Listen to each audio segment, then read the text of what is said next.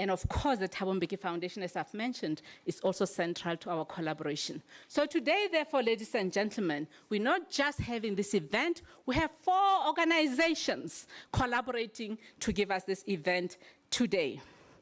I bring apologies from the Vice-Chancellor who could not come because she's attending to an important meeting at the university that unfortunately she was not able to come and do the welcome. Otherwise, she would have been right now to welcome all of you. Allow me to call Professor Paswana to do the welcome address. Thank you, Professor Paswana. And as she comes up, Professor Paswana is the Acting Executive Dean of the Thabo Mbeki African School for Public and International Affairs at Unisa. That school was birthed by the collaboration between the Thabo Mbeki Foundation and Unisa. And in fact, it was the beginning of that school that hosted the event on 8th of March 2010 as the very first public event of the collaboration. Do I see Professor Paswana? She's just out. Okay. She is coming. As she comes, let me see, because I don't see her. Nomon the sky? She's there. All right, let me welcome, as we do this, I'm not going to do the full program of precedence, but let me acknowledge a number of embassies that are with us today, members of the diplomatic corps that are here today. We have the High Commission of Singapore present. Welcome. We have the Libyan embassy present. Okay, maybe they're still coming into a room. But we also have the Republic of Guinea that said they will, of course. Of course. Thank you and welcome. We have a number of national and local government representatives that are here. We have the Public Protector's Office, the Auditor General, Department of Land Reform and Rural Development. May I see you? Whoa, let's have tea, right? Let's talk. There's a reason. Yes, I used to work there. My longest public service career was in the Department of Land Reform and Rural Development. We have the Department of Health. We have DECO.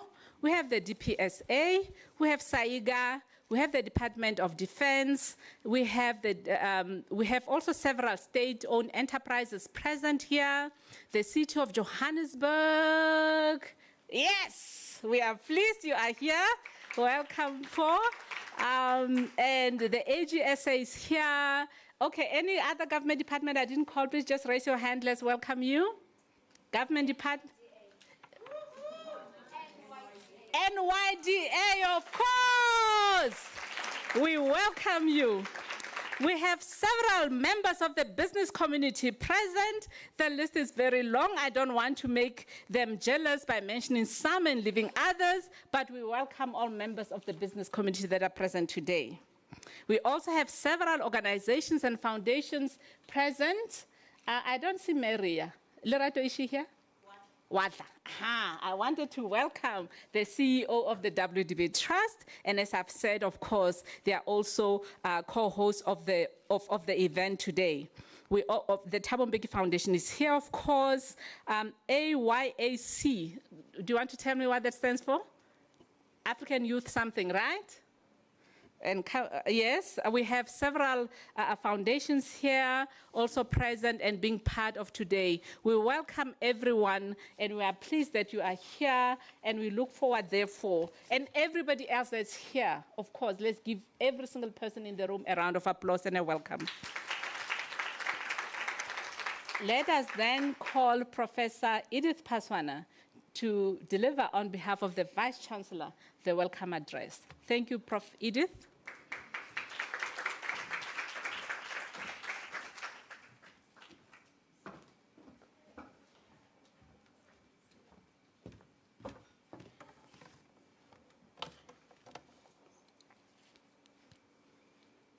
Alala. Igama lama kosikasi. Malibongwe. Program Director, Dr. Maureen Tong, Director, Special Projects and International Relations, Office of the Vice Chancellor, Unisa. Mrs. Zanel Mbeki, former First Lady of the Republic of South Africa, present here this morning, and also patron of WDB Trust. Our guest speaker, Ms. Nora Sihunwe, Executive Head of Human Resources at Santam, Professor Edith Paswana,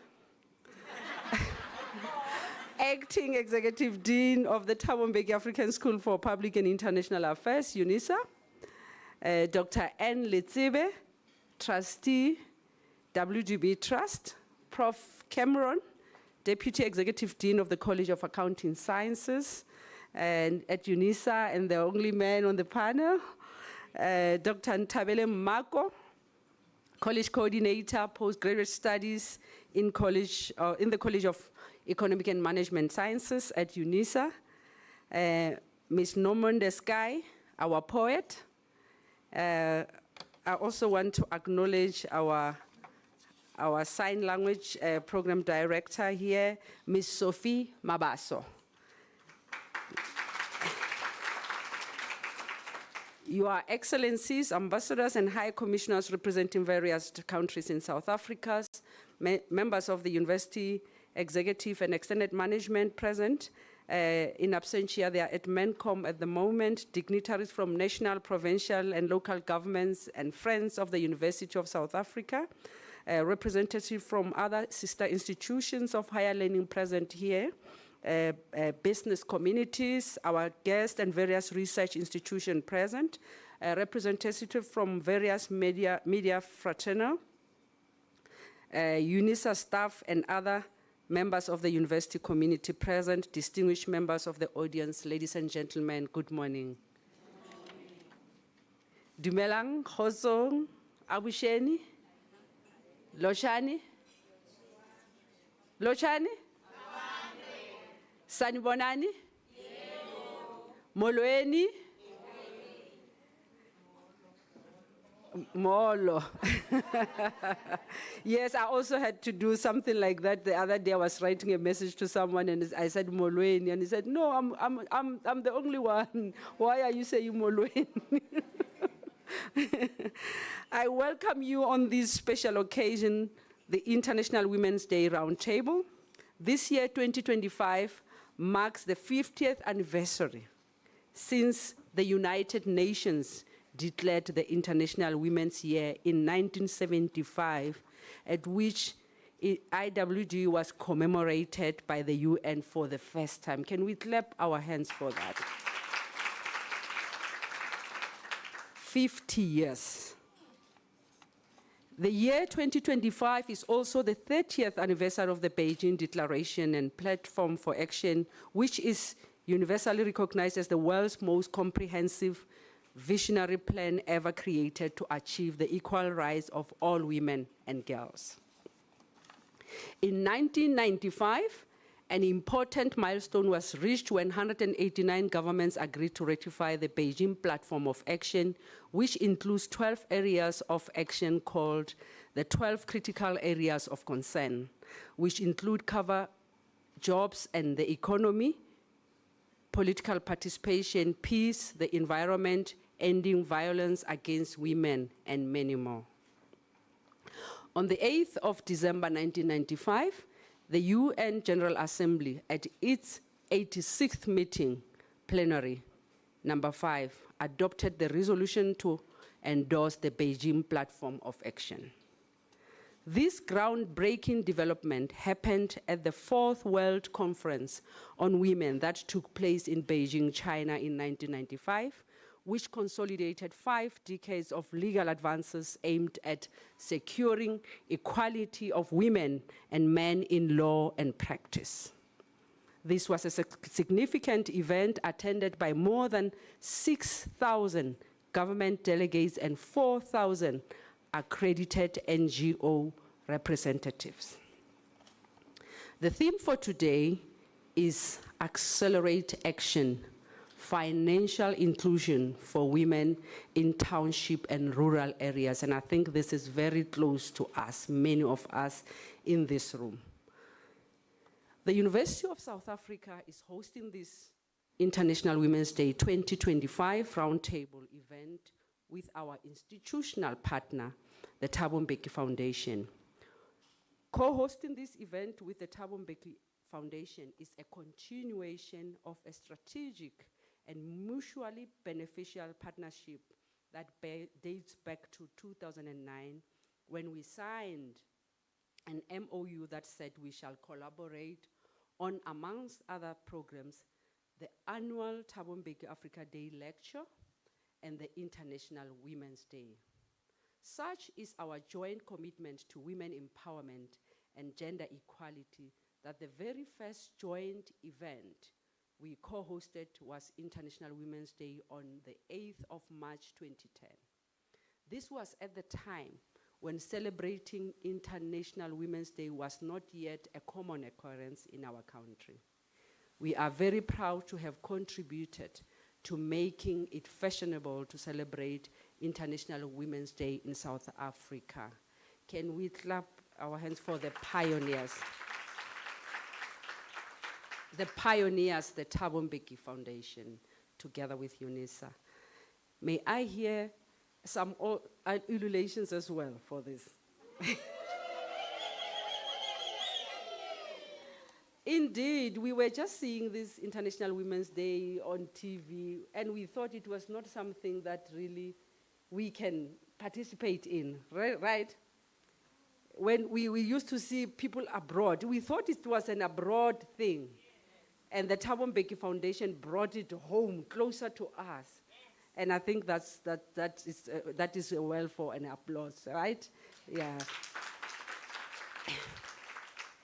There is something very special about today. We are hosting this IWD roundtable even before the month of March begins.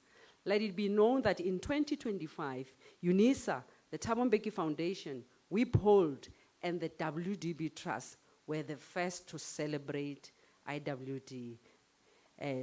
We salute and celebrate Mrs. Zanele Mbeki's vision and foresight in establishing the WB Trust and continue to be hands-on and ensuring it continues to succeed 33 years since its establishment. We need to celebrate her in her lifetime and give her flowers while she can still smell them.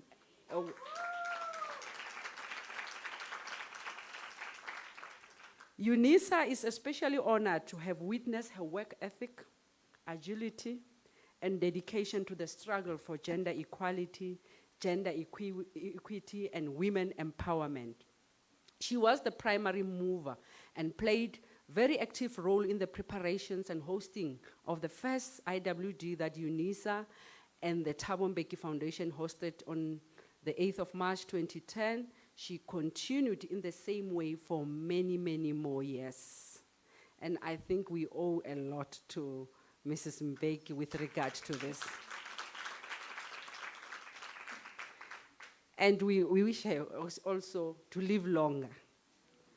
Because as we see these young women, we were young at some point, and I'm no longer young, but as we see these young women still inspired by her vision, we want her to be able to see the continuation of women's empowerment and gender equality in this country. Mrs. Mbeki was very hands-on in the establishment of the then Thabo Mbeki Institute for African Leadership, Timali. We all know about Timali, which has since grown to become the Thabo Mbeki African School for Public and International Affairs, which is part of our institution, Unisa. She was equally hands-on during the establishment of the Thabo Mbeki Presidential Library, another joint project between Unisa and the Thabo Mbeki Foundation. And may I, because you came to the first IWD of 2025, you are also honored to learn that the Thabo Mbeki African School of Public and International Affairs has been accredited. Thank you. We are going to offer masters and PhD. It's still open. Go to Unisa website and try to apply for your masters and PhD. You can start and be part of the first cohort of this unique establishment. Please I think there's something special about being the first cohort. I've been the first cohort of Ford Foundation in this country, and I know what it means. So please be the first cohort of the Thabo Mbeki School. At a national level, Mrs. Mbeki was instrumental in the establishment of the South African Women in Dialogue, SAWID, which has led to the establishment of the continental program, the African Women in Dialogue. And I think many of you have seen on the social media, they went abuzz, dancing, celebrating AFWID. And Mrs. Mbeki, we wish you even more years of great health. And wealth, yes. We are talking financial inclusion, eh? They say they're wishing you wealth as well. Another beautiful part of today is that we are co-hosting with other two organizations with whom we enjoy a warm and collaborate relationship, and I will start with WIPHOLD. It was a great honor to host the co-founder of WIPHOLD, Dr. Gloria Tomatu Serobe, in August 2024 when she delivered the keynote address for the Feroza Adams lecture in this very hall. The participants were moved by her vivid narration of Feroza Adams' contribution to the democracy that we enjoy today. Dr. Serobe invited us to imagine Feroza Adams in 2024 and what she would have thought of our democracy had she still been alive. Unisa is also proud to have hosted the WIPHOLD Brigalia Bam Chair in electoral democracy, the chair in electoral democracy in Africa from 2012 to 2017, which was a much needed vehicle for researching and exploring elections within Africa. A big hand for Mrs. Bam as well, Dr. Bam.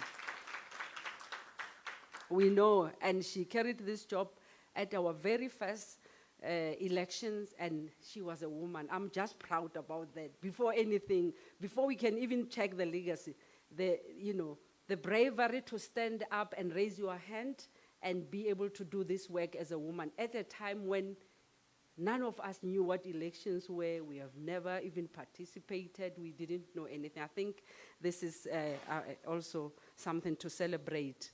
It played a critical role in South Africa's evolving democratization and Africa's election. I mean, the IEC, you remember. We are deeply grateful for the financial contribution of WIPHOLD to the IWD celebration today, as well as the event to be hosted by Saturday, 8 March 2025. We hope to see all of you there. This year is 50, you can imagine, it's 50 years of celebration of this day. And therefore, it's not going to be like any other. And I'm hoping to see you there as well. I also wish to acknowledge another co-host of our event today from the WDB Trust. We are honored that Dr. N. Letsebe, a trustee, is one of the panelists today. This is an intergenerational panel. You will see when it comes up here. Nuggets, in the holding room, I have already picked 1, 2, 3 things about financial inclusion and what the WDB Trust has done in this country. Amazing, amazing. And I said to her, please share this with the crowd. Share this, because people don't know. Maybe they don't know, they have not heard that WDB is the one that has been helping, empowering women financially. Many of you present today may not know much about the WDB Trust. Dr. Letsebe, please forgive me for stealing your thunder by informing this beautiful participant a little bit about the WDB Trust. Established in 1992, the WDB Trust has from its inception been about ensuring financial inclusion of women, more specifically rural women. WDB Trust has pioneered the system of developmental microfinance in South Africa and has supported several developmental finance institutions to thrive despite the lack of supportive policy framework. A big hand for that. A big hand for that. It was not even fashionable. I'm stealing your words about fashionable, Dr. Tom, because it was not even fashionable at that time, especially rural women. And that's why sometimes it's important as we study, as we investigate, to look at our positionality. Because if these women did not know the experience of women in the rural areas, they would not have brought this kind of thinking. Think of this being done by anyone who has no clue what rural life is like or what township life is like. So that's why we want more women in these spaces. Because when women are in these spaces, they are able to bring those experiences and the knowledges and the understanding of the social environment where they are coming from to be able to make inroads for other women that they have left in the past. The central logic of developmental microfinance recognizes that rural women, while they may be viewed as unbankable by mainstream financial institutions, they do have social assets that could be used as collateral to secure loans. This model has also demonstrated very high levels of repayment rates for loans by rural women, and it has shown that surpasses the commercial banking sector. We look forward to hearing from Dr. Letsebe on how WDB Trust is continuing to spearhead the financial inclusion of women in rural areas as per the theme today.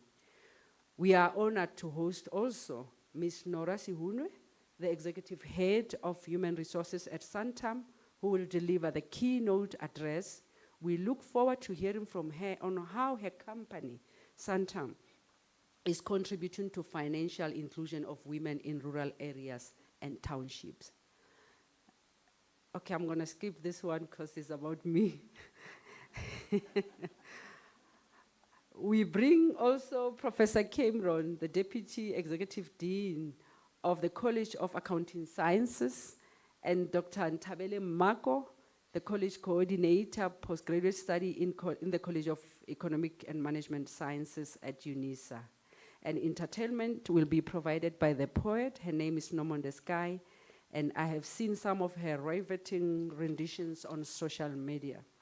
Today promises to be an informative session where we will hear from the keynote speaker, the panelist, and the poet, and I invite you to engage them deeply and ask them pertinent questions on how we can achieve financial inclusion for women in rural areas and townships. Please do remember that today is only the beginning of a series of events that Unisa, the Thabo Mbeki Foundation, WIPHOLD, and the WB Trust are hosting to celebrate and commemorate and mark this hashtag IWD 2025, in the year of the 30th anniversary of the Beijing Platform of Action, as well as the 50th anniversary of IWD by the United Nations. Unisa Women's Forum will also celebrate IWD next week, Tuesday, 4th of March, 2025. Keep your eyes peeled for the invitations to that event as well. Please also look out for our invitation to the African Women's Day event in July 2025. This series of events are a testament to our commitment as an institution to gender parity, women empowerment, and gender equality. I welcome you all, Unisa, the location where things happen, on behalf of the Vice Chancellor. Thank you.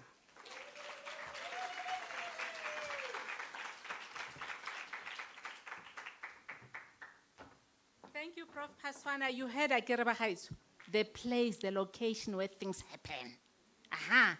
I see a number of familiar faces here, and that makes me very happy that indeed you continue to choose Unisa as a place where our souls can be nourished, where our information can be increased, and where we can also play our role as active citizens of our country to contribute to what needs to be done. The poet, Nomonde Sky. Hey! Do you want to come or ravaze? Do you want to us? Please come through. May we hear from Nomonde Sky. She comes very highly rated.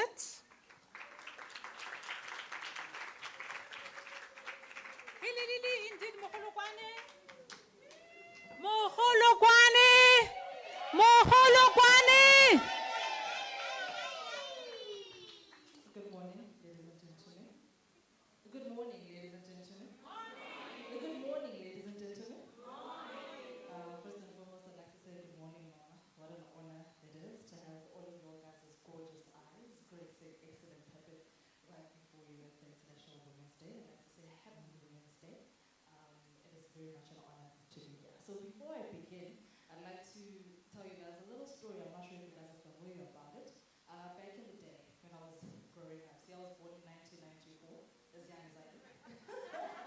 So I was born in 1994, so my childhood was around the early 2000s. So there was this game we used to play with my peers and my friends. It was called Stay Shoe Touched by Me.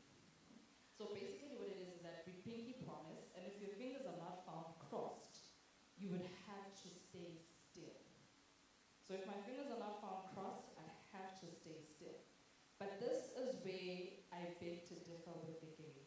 Today I'm asking that your fingers not be crossed. Today I'm asking that your hands be free. Today I'm asking that you be still. If there's anyone that's got issues with motion, please be still. Be still. Look at you. Complaining to your neighbors about how you don't have much food. Look at you. In your mouth there is a sorrow that reaches out to speak for you. Be still. You have already explained to your enemies how the weapons formed against you are prospering, and so they are happily plotting war against you, but I ask that you be still. That's how you move like the dangerous sea. It's how you are angry. How do you think your God must feel when I ask of you that you be still? Wait upon the promises that were made, spoken over your life. I'm asking that you be still. I'm hearing a loudness in your mind. It is impossible for you to keep in tune with the perfect thoughts that will align you with your perfection. I'm asking that you be still. There is a complaining in your heart that is asking to attack the sweetness that lives within it. I'm asking that you be still. Your hands, as a woman, were never trained to hold nothing. If you're not holding anger, you're holding fear. If you're not holding children, you are holding resentment. If you're not holding a knife by its sharpest point, you are holding the prayers your grandmother had given to you. But I'm asking that you be still. I'm asking that you free your hands as a woman. I'm asking that you unclench your jaws. I'm asking that you let your shoulders relax. I'm asking that you straighten your back. I'm asking that you be aware that this is the moment where you get to relax. I'm asking that you be still. As women, we are taught to walk, if not run, if not fly. As women, we are taught to speak, if not sing, if not pray. But when do we get to be still? I am reminded of Unomalang, a woman in the rural areas. When our scalps are familiar with wearing Brazilian hair, her scalp is familiar with carrying wood on her head. When our hands are familiar with holding amazing designer bags, her hands are roughened by carrying heavy water buckets that she must put on her head. She wakes up early in the morning to start a fire. She has learned not to cry anymore because the coal looks at her to be strong and bold. Her children are waiting for a meal of porridge. It has no taste, but it does have an aftertaste. She keeps saying to them, this is where your success will come from. She knows to be still. She knows how to move, walks miles and miles on end just so her children may sleep peacefully, believing that their mother is their hero.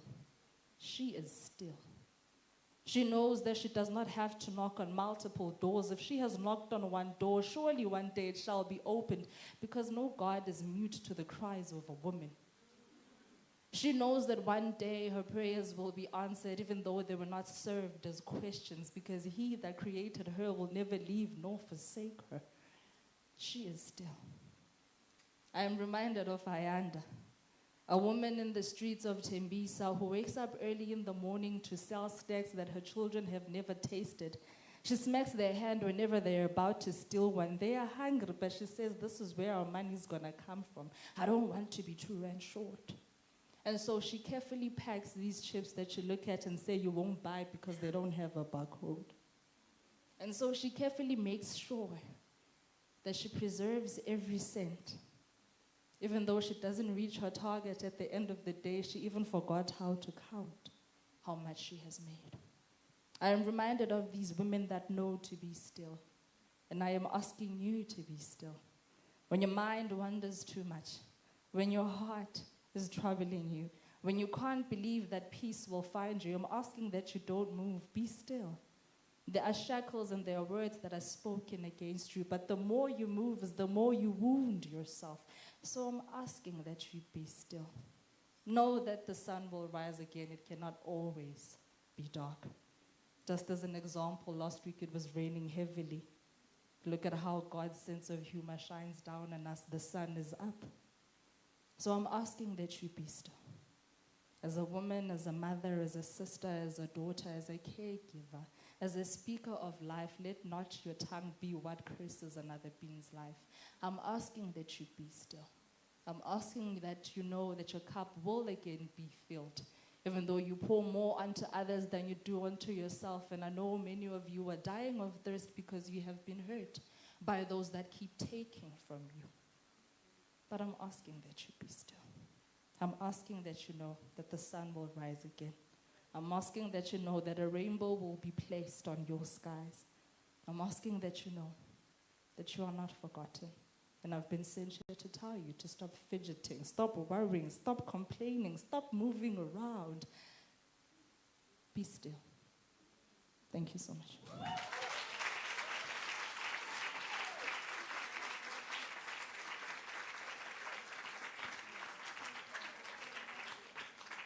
Wow, wow, wow. Let's give her another round.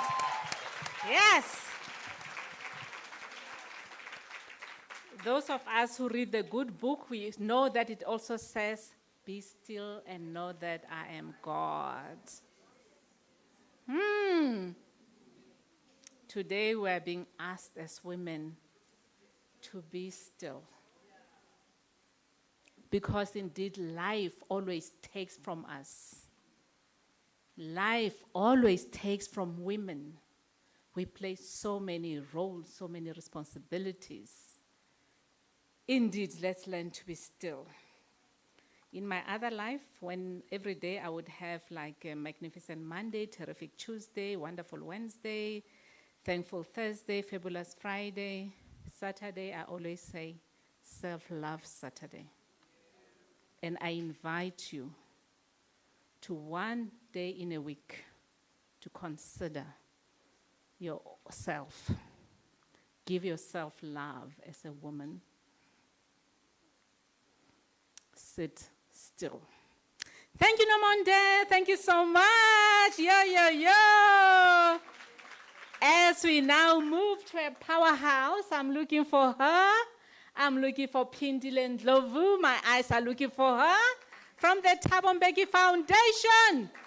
The woman who gets stuff done. The stuff that gets done. You know what they say? Ask a man, ask somebody to speak, a man will speak. Ask somebody to do something, a woman will do. This is the woman who gets stuff done. Ladies and gentlemen. Thank you so much.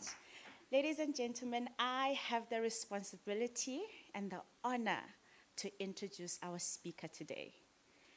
I am introducing Miss Nora Sihunwe. I'm Zulu, did I say correctly? Love it. She is the executive head of human resources at Centum Group, responsible for the end-to-end HR function. Her primary responsibility involves formulating and driving the Centum People strategy, aligning it with the business strategy. She's the member of the EXCO and obviously various other board committees. With over 20 years of experience in the financial services, including insurance and banking, she is a passionate HR professional and a qualified life coach. Her previous roles at Hollard Insurance, Standard Bank, Etana Insurance, and Sanlam Corporate have provided her with a comprehensive understanding of the HR value chain. As an executive head, she collaborates with multiple business executive teams, unlocking the potential of human capital and driving the achievement of the company's business strategy. Ms. Nora, we are so eager to hear from you, to soak like a sponge and hear your perspective on how we might achieve a more financially inclusive society, especially for the women from the townships and in the rural areas, so that they can lead good lives. Over to you.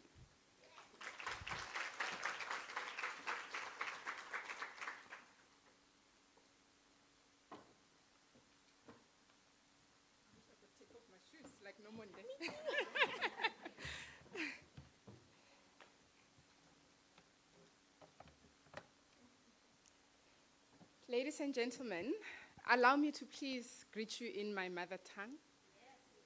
Dumelang, bagaetsho.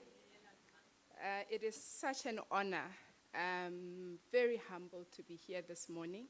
Mama Mbeki, an honor to be around you. I think sometimes we underestimate the importance of being around women that came before us and that laid the path for us. Nomonde asked us to be still. I think we didn't soak in that, because as women, we hear the message and we quickly run. So I just want for a minute to soak in it, and for each and every one of us individually to ask ourselves what that means. What is that noise in your head, in your heart, that you need to silence for a minute? The noise that, you know, if it gets silenced, it will allow you to look at the possibilities. I don't come this morning, ladies and gentlemen, with solutions, but I come with eagerness to hear, to listen, to understand in terms of what are some of the challenges. And when Dr. Maureen Tong approached me, you know, like any black woman, you don't feel like you are worthy of taking the call. But because my passion is about, you know, how do I make sure that some of the challenges that I faced, that women that come behind me do not have to face that. The topic today is about financial inclusion of women, especially in townships and rural areas. But I think when we listen to the topic today, we must realize that we are the women from township and rural areas.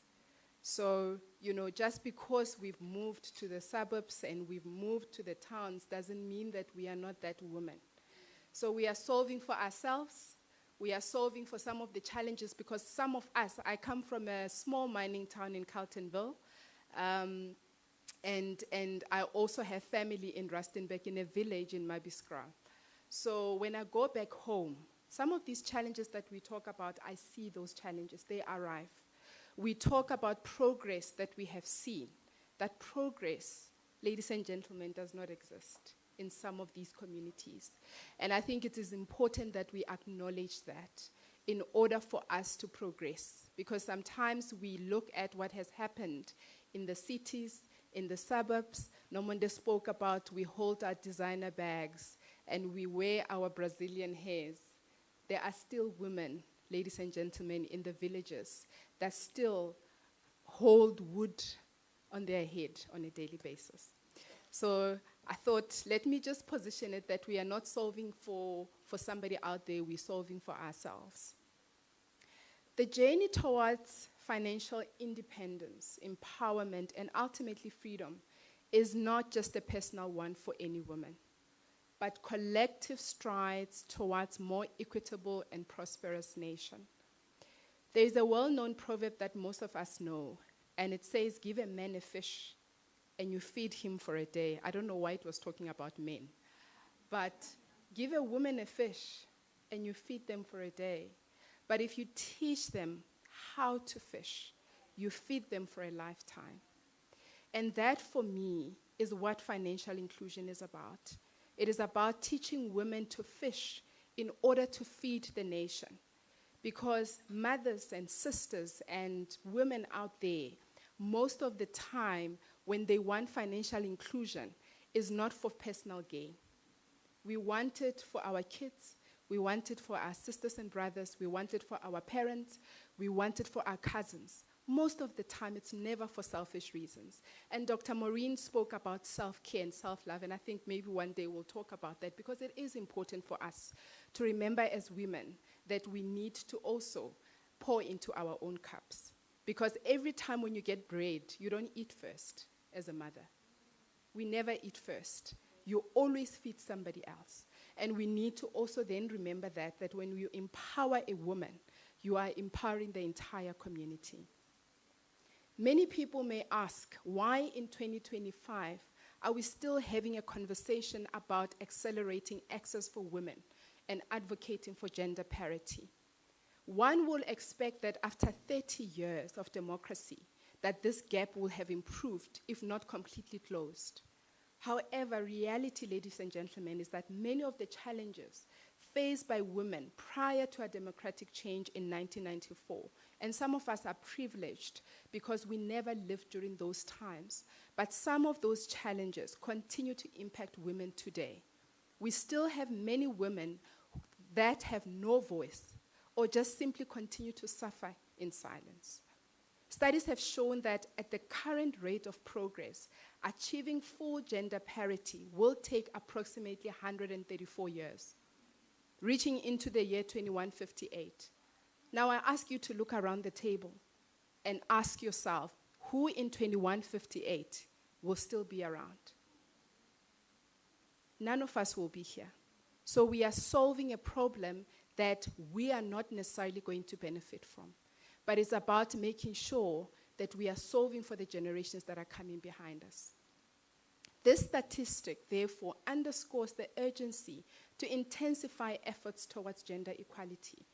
Our own journey has taught us that the voices of women are powerful and can never be silenced. As women, it remains our responsibility to continue to write new chapters in our history and to challenge outdated views and to smash the glass ceilings as we are trying to do in a corporate world. It's still tough in the corporate world to be sitting around a board table that is still full of men. To get your voice as a woman, you are challenged because if you are too loud, you are seen as aggressive. Therefore, it's about how in your own sensitivity and in your own humanity as a woman that you still get your voice across without necessarily trying to be like your male counterparts. Because that's where sometimes we get it wrong, ladies and gentlemen. We wear a black suit, you walk into the boardroom and you want to speak like the guys. But the problem is that when you start speaking like them, then they don't recognize you. And we then become labeled as angry women. Those that are in the corporate world would have heard that notion. So for me, since 1994, women have assumed leadership roles in all sectors of society. We have seen women coming up the ranks. But more work still remains in closing the gender gap and ensuring women take their rightful place in all sectors of society, especially in townships and rural communities. Our society is not only in corporate. Our society, there are women in township and women in rural areas that we need to make sure that that gender gap still gets closed. I believe, Dr. Maureen, that the theme today is Accelerate Action, which emphasizes the need for swift, decisive steps to overcome systemic barriers and biases that women face in all spheres of life. Collectively, we can expedite progress and bring forward the realization of gender parity within our generation. And if not within our generation, we can lay a solid foundation for future generations to ensure that when we hand over the torch to our children, the light is bright and strong for them to carry on with the work that we have started. Financial inclusion, ladies and gentlemen, is the key driver of economic empowerment for women in South Africa.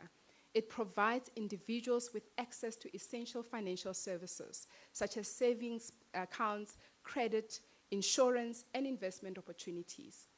For women in townships and rural areas, financial inclusion is a transformative tool that enables them to participate fully in the economy, to improve their livelihoods, and ultimately secure their futures and those of their loved ones.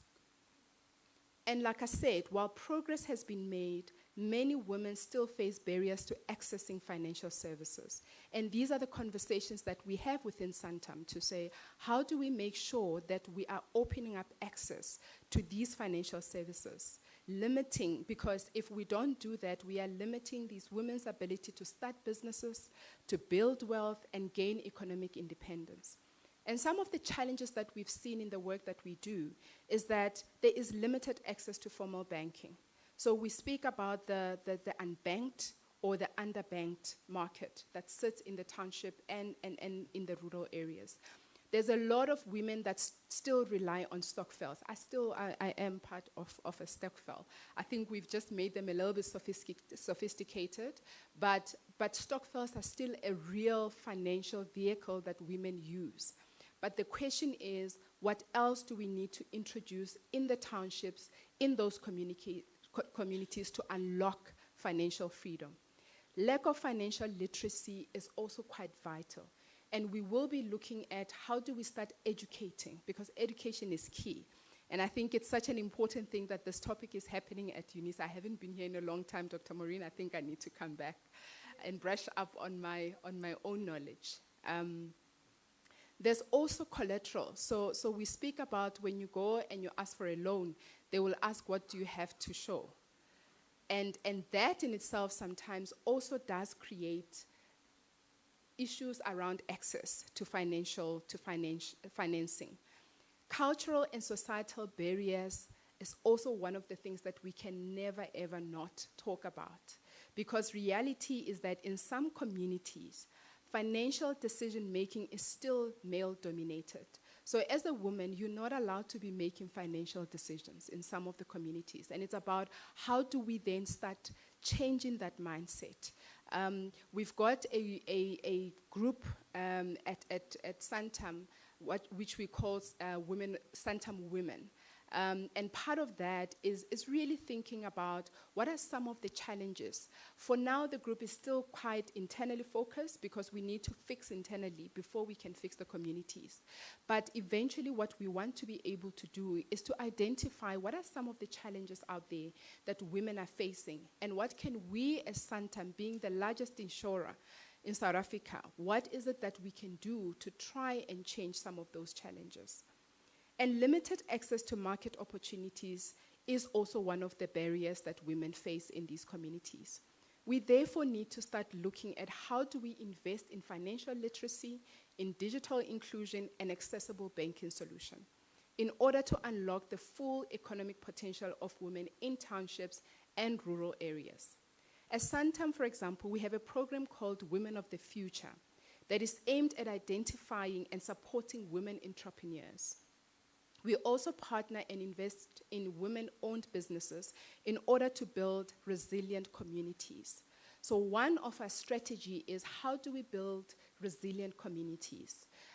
These are the communities that we rely on for our business, and it's important that we give back to those communities, and we understand the key and the importance that women play in those communities. The focus on women entrepreneurs is also driven by the fact that as of the fourth quarter of 2024, the unemployment rate in South Africa was sitting at 31.9%. Therefore, there are no jobs. There are simply not enough jobs for every South African that is currently looking for a job. It is therefore important that we nurture informal businesses and ensure their sustainability and growth as an alternative solution to job creation. Currently, the informal sector alone employs an estimate of 2.5 million people. And this is the counted, because we talk about the informal sector. So there might be other people. Nomonde spoke about, the mom that sells, whether it's the Simba chips or the chappies. That mom might not be counted. So that number might be well understated. Townships and rural communities are homes to millions of South Africans, and they are fast-growing hubs of women-owned businesses. From informal traders, we've got small-scale manufacturers to service providers and tech startups. These businesses are a vibrant and essential part of the country's economic fabrics. I've seen some of those businesses coming through the Women of the Future program at Santam. So they are there. There are lots of women with great ideas because they can see what the need is in their community. And they are able to then come up with solutions in terms of how do they then cater to that need. Despite facing numerous challenges, these women entrepreneurs exhibit remarkable resilience and creativity. Gentlemen in the room, forgive me, but I do not think that men can be as resilient as women are. We are strong. I think it is woven in our DNA. We are taught to be strong. But in us being strong, it's important that you remember never to break in the process of being strong.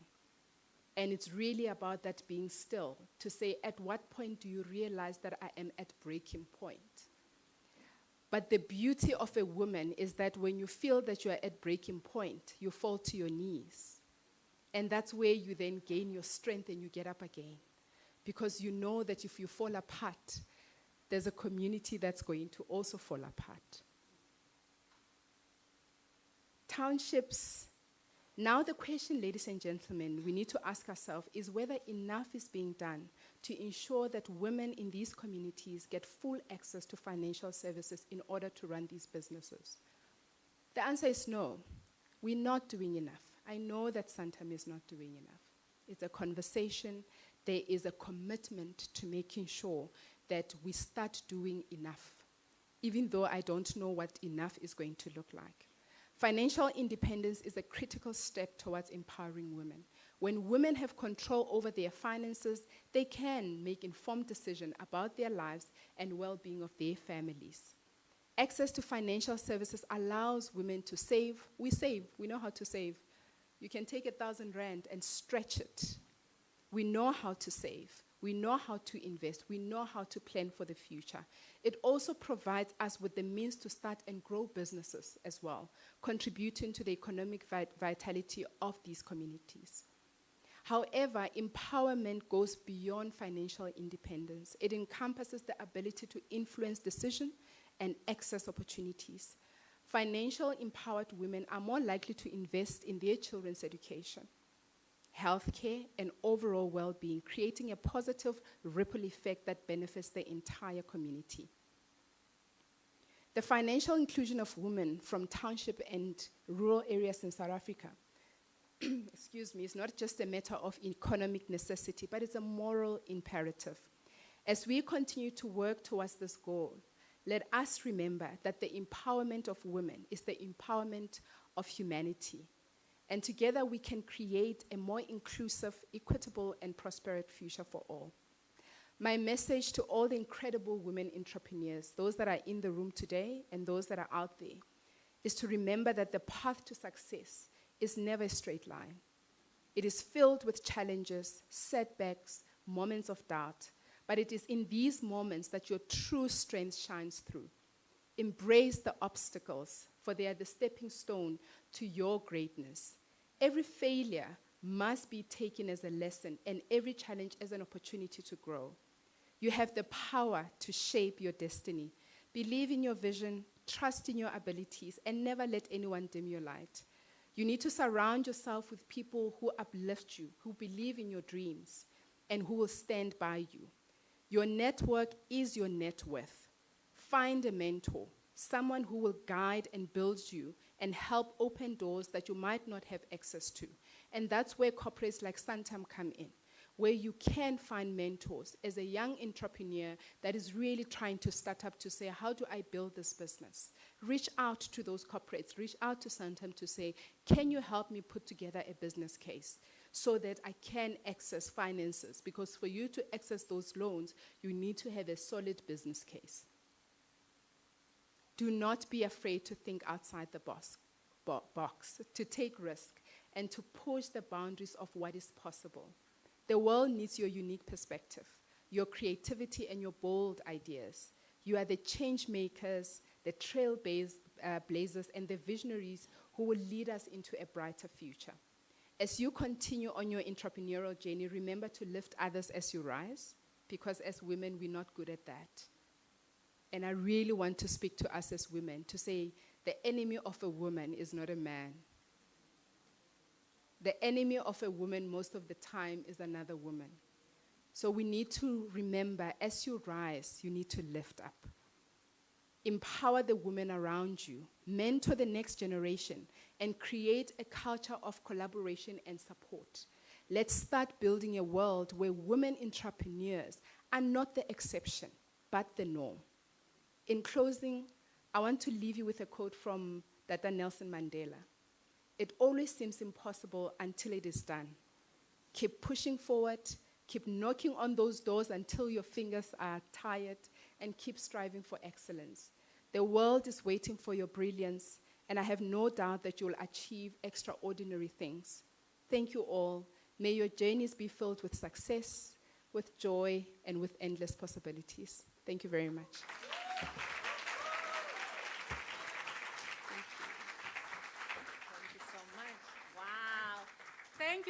Thank you for those words of brilliance. The business case, do you have it? Santam is waiting. Santam is waiting. She's promising that you bring it, they will look at it, and they will talk you through it, and you shall get the manchuras again. Let me acknowledge after the fact, I've seen Maria enter the room. Maria Pierre, CEO of WDB Trust. I did see her, acknowledge her earlier. I know she's here. There she is. And she needs no introduction. We know her well. Let me acknowledge Professor Mbata. She's here as well. Prof. Mbata. And the Unisa Women's Forum are in the room, in the house. They shall be hosting us next week, Tuesday. So yeah, look out for invitations as well. Next week we'll be moving into the area of international law. We'll be talking about the ICC. Trump is busy sanctioning members of the ICC, doing all types of things. We're going to bring a woman former judge of the International Criminal Court. Come here and listen to the wisdom of how the international legal system can be used to protect rights of women and children. Yeah. So that shall be next week. Words of wisdom, we thank you again. Menora Sihunwe from Santam. We are now getting ready to move to our panel discussion. I would love to hand over to my sister. You know, me and Prof. Paswana, we have a long history, eh? We have both worked at the Thabo Mbeki African Leadership Institute. She did at the time, now she's at the school, she's the acting head of the school, and she continues to do all the beautiful things that she does. And I really love that whenever I have a request, whenever I have a request, she quickly accepts because we enjoy this beautiful sisterhood. Professor Paswana will come to the podium and she will invite the panelists, Dr. Litsebe, Professor Cameron, and Dr. Mbako. I'd like to hand over to you, my dear sister. Thank you. Please go for it.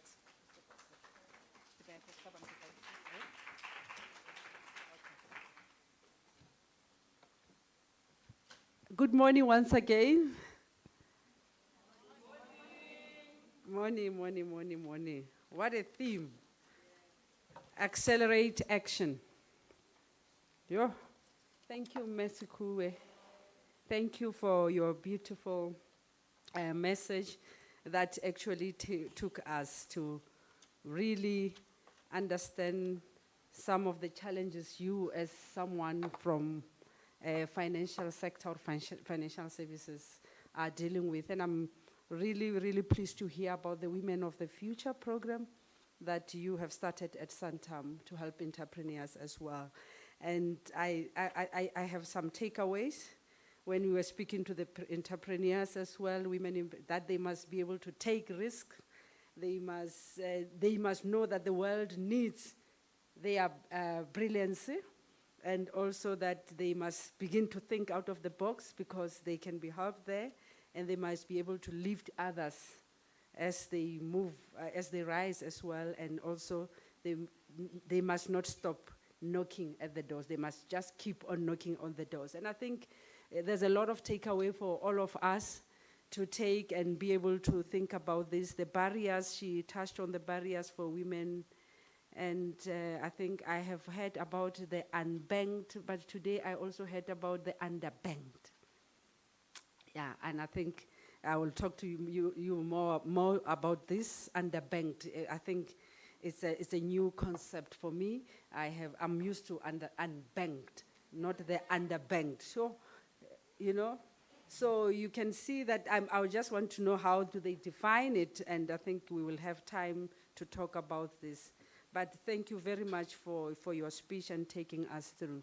And the topic, Accelerate Action Financial Inclusion for Women in Township and Rural Areas.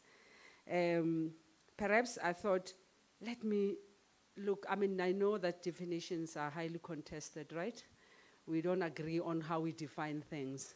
But there's one that came close to my heart around financial inclusion, and is by Kumson et al. It's a 2020 publication, and she says financial inclusion is typically defined as access to and use of financial services, such as bank accounts, credit, and insurance that are required for economic participation.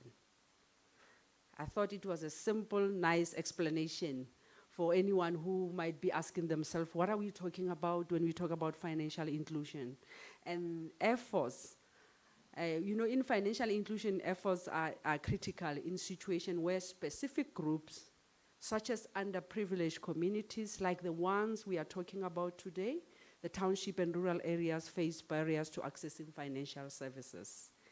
Even as financial inclusion efforts grow, financial exclusion remains a risk, particularly in areas where structural inequalities, such as the credit score systems and property valuations, perpetuate unequal access based on race or on socioeconomic status.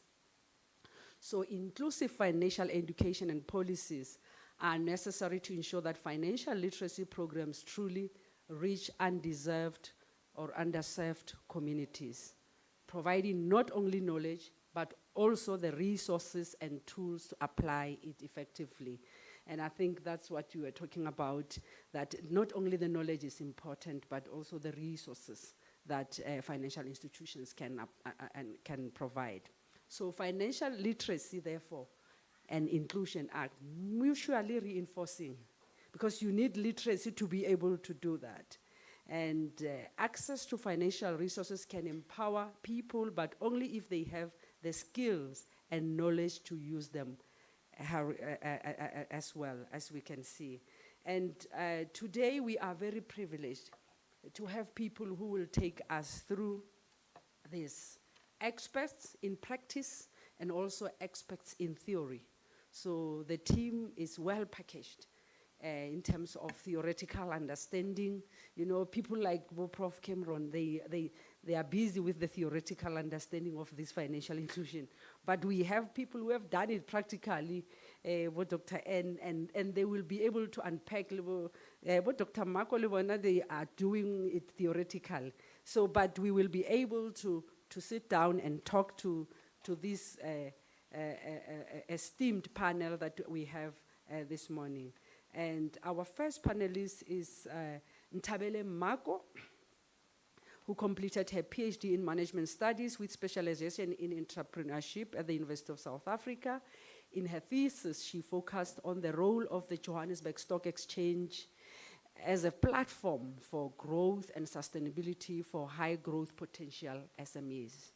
Her other qualifications include an MCOM in Business Management from Unisa, Bachelor of Commerce Honours, as well as Bachelor of Commerce degree in Communication Management from the University of Pretoria. She has served as a section head of entrepreneurship and is currently the college coordinator, postgraduate studies in the College of Economic and Management Sciences at Unisa.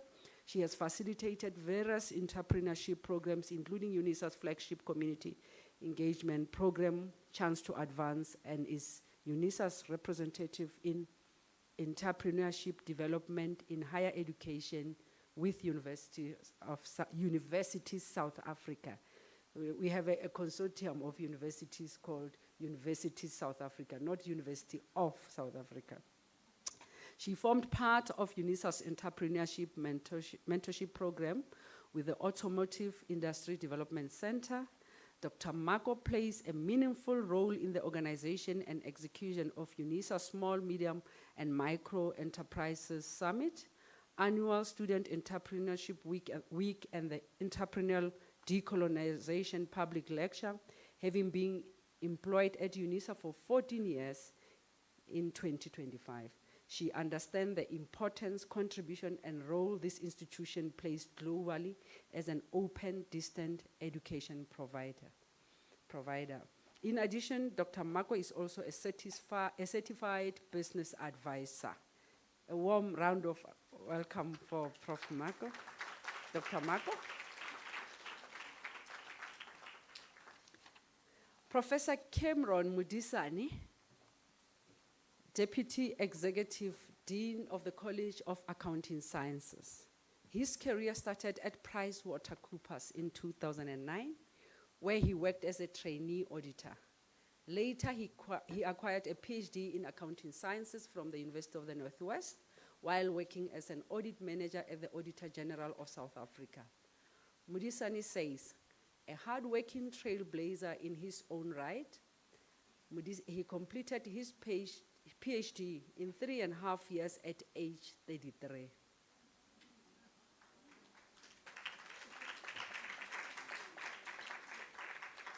You know, 3.5 years, the PhD, if you finish PhD in 3.5 years, you are something else. You are on the spectrum. In 3 years, yeah? Wow. Because that's the normal time to complete a PhD, and many of us goes. Mine was done in 4 years. Well done, Professor Kgorong. In 2020, he was appointed as a professor at Unisa. Shortly after his appointment, Mudisani became a media magnate and is often invited to share expert insights on platforms like ENCA News, SABC, and more. His illustrious career includes being a board director and treasurer for the Information Systems Audit and Control Association, ISACA SA. He is also currently the chairperson of the Finance, Risk and Audit Committee of Oxfam, South Africa's board, and the Treasurer Generals of the South African Association of PhDs. Furthermore, he is a social activist who is passionate about education and works with several non-profit organizations. Mudisani is a member of the Chartered Institute of Business Accountants, SIBA, the Institute of Directors Southern Africa, the Institute of Internal Auditors South Africa, the Association for the Advancement of Black Accountants Southern Africa, ABASA, and the Information System Audit and Control Association. A warm round of applause for Professor Kgorong. Our last panelist is none other than our legend, our own mother. Of course, she has been introduced before, but I have to introduce her. She did not even want to give us the biography. You can imagine, we will not even get into the space of talking about, of having our own discussion here, because it's a long one. Our trailblazers, our pioneer, our trustee of the WDB Trust. These are the women on whose shoulders we stand, our pillars. Dr. N. Letsebe. A warm round of applause.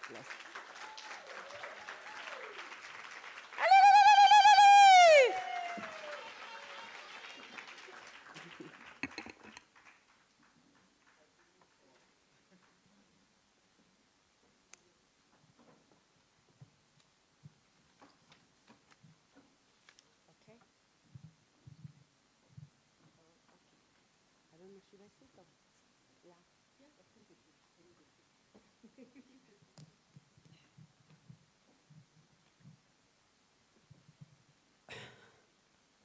Welcome. Can we also have another round of applause for our panelists? And I'm formally thanking you for agreeing to be on this panel this morning.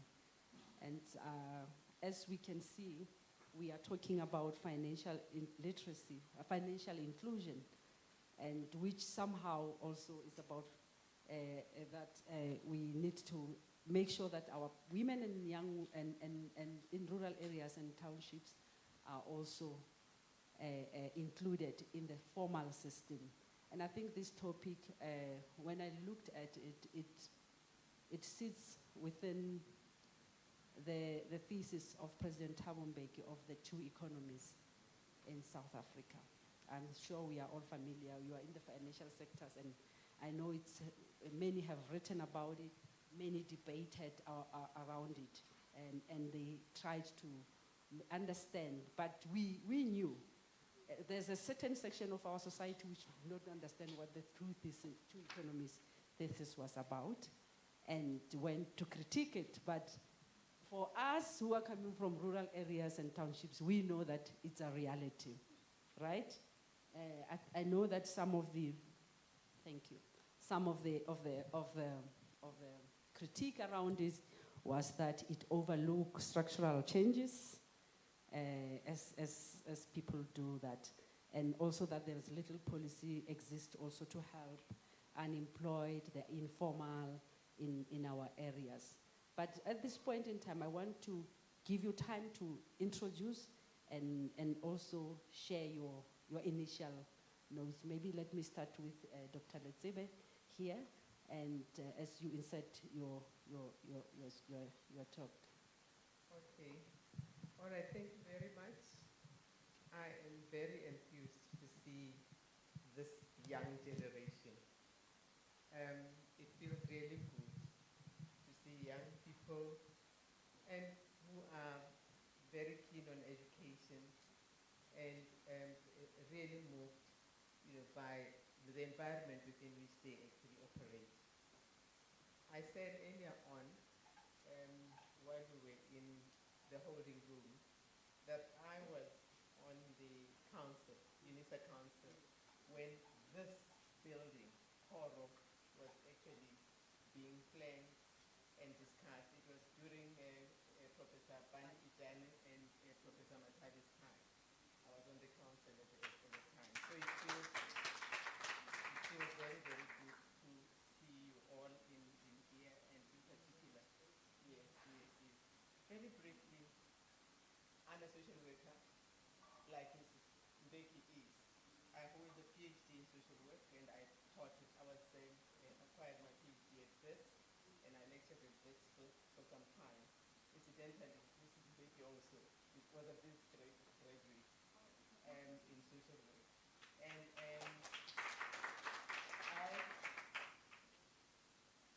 I've worked in the field, social work, issues of development, things that social workers do,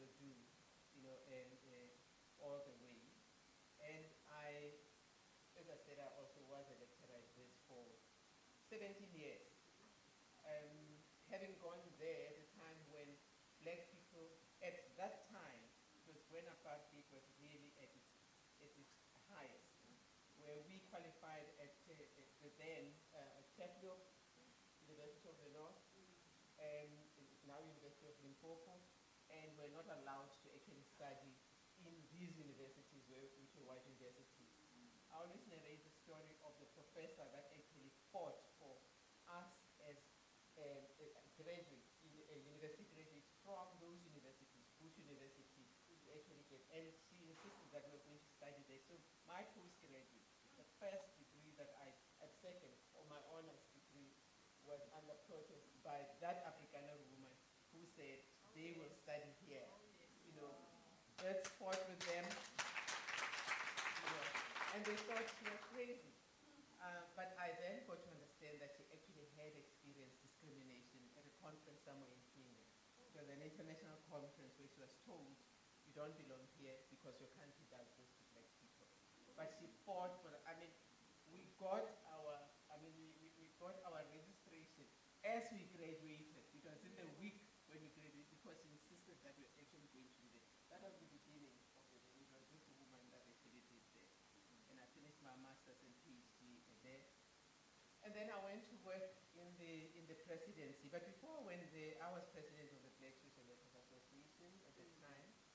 But I also did work with the women, the women's movement at the time that was really fighting for what we're saying needs to happen now, and which is still a long way away.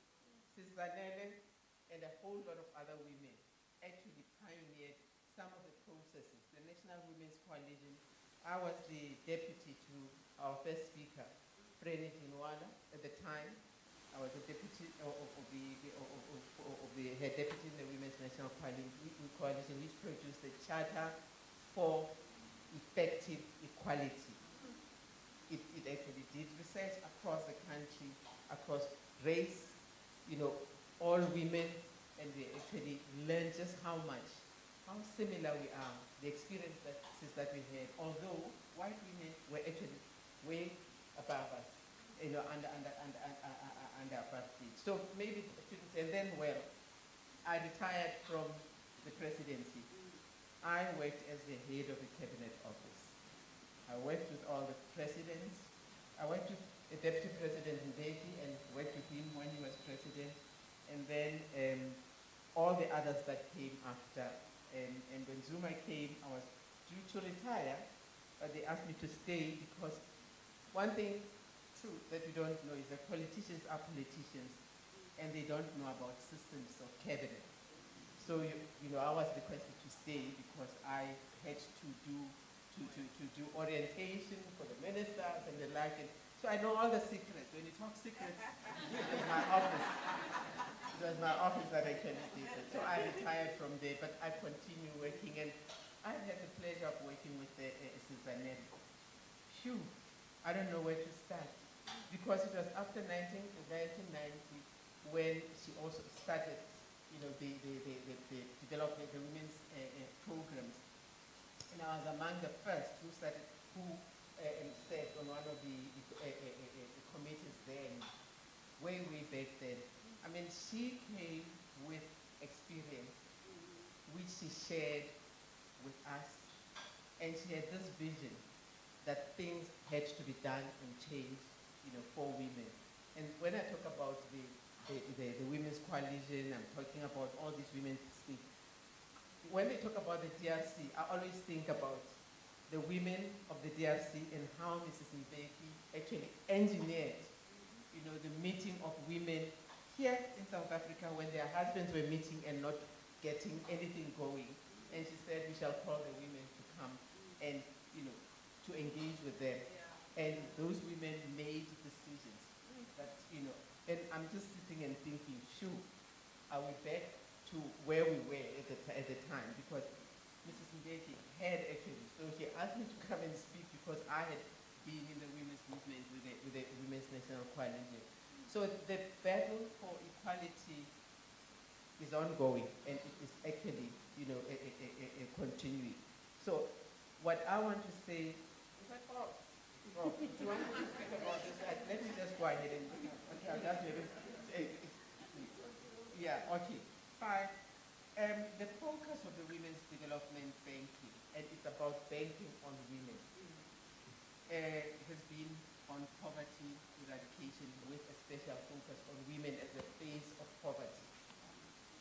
Okay, and it's been like that. When they talk about the principle of the United Nations, which says the sustainable development goals, leaving no one behind, I think about the work that Sister Nele started way back, that we actually, right from there, engineered and really got us to think about talking about poverty and thinking about strategies to deal with poverty, to ensure that women get included. So that the aspiration and the vision of the Women's Development Banking has always been part of the national effort, which is expressed in the programs that are run in the Women's Development Foundation and Trust. That we have programs such as the Zenzele program, development program. We have a training academy. We have microfinance, and we also have AFWID and many other things that Sizalele has actually engineered, which go in the direction of ensuring that women are included. And those programs actually are located in rural areas.